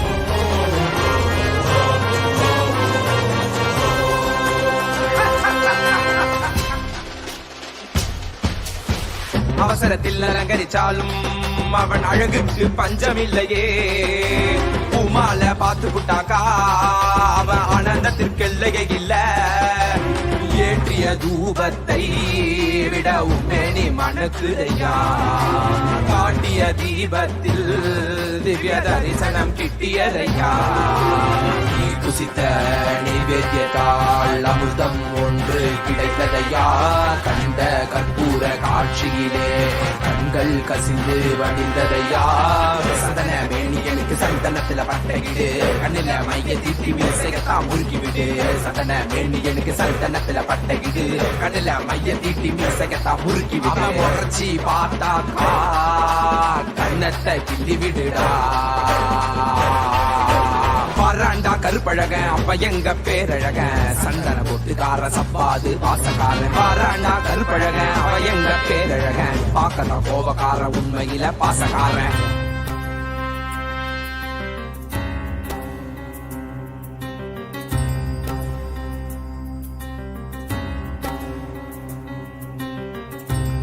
தேவியின் கருணையுடன் சிவனின் விஸ்வரூபம் தர்மம் வழி நடப்போரின் கர்மம் நீக்கி காத்திடுவான் மாயையை விலக்கியே பூர்ணத்துவம் கொடுத்திடுவான் காலத்தை வென்ற கால காலனிவன் சகல கால பூஜையுடன் இந்நாளும் முடிந்ததடா வேறென்ன வேண்டும் இனி உன்னை கட்டி அணைப்பேனடா திருமேனி தீண்டவே அனுதினம் எழுவேனடா திருமேனி தீண்டவே அனுதினம் எழுவேனடா சத்தியம் சாத்தியமானதடா நெஞ்சம் நித்யானந்தத்தில் நிறைந்ததடா நிறைந்ததடா நிறைந்ததடா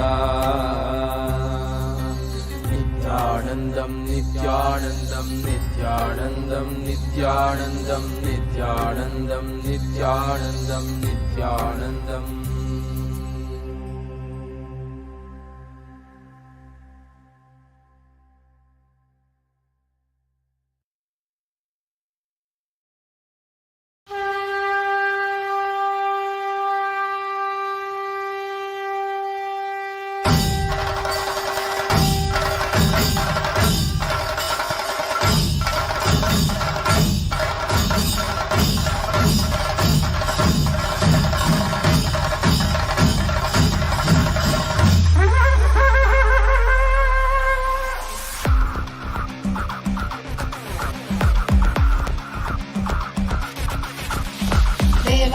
सेव्यमान पावनाम्रि पङ्कजं व्यालयज्ञसूत्रमिन्दुशेखरं कृपाकरं नारदादियोगि वृन्दवन्दितं दिगम्बरं काशिकापुरादिनाथ कालभैरवं भजे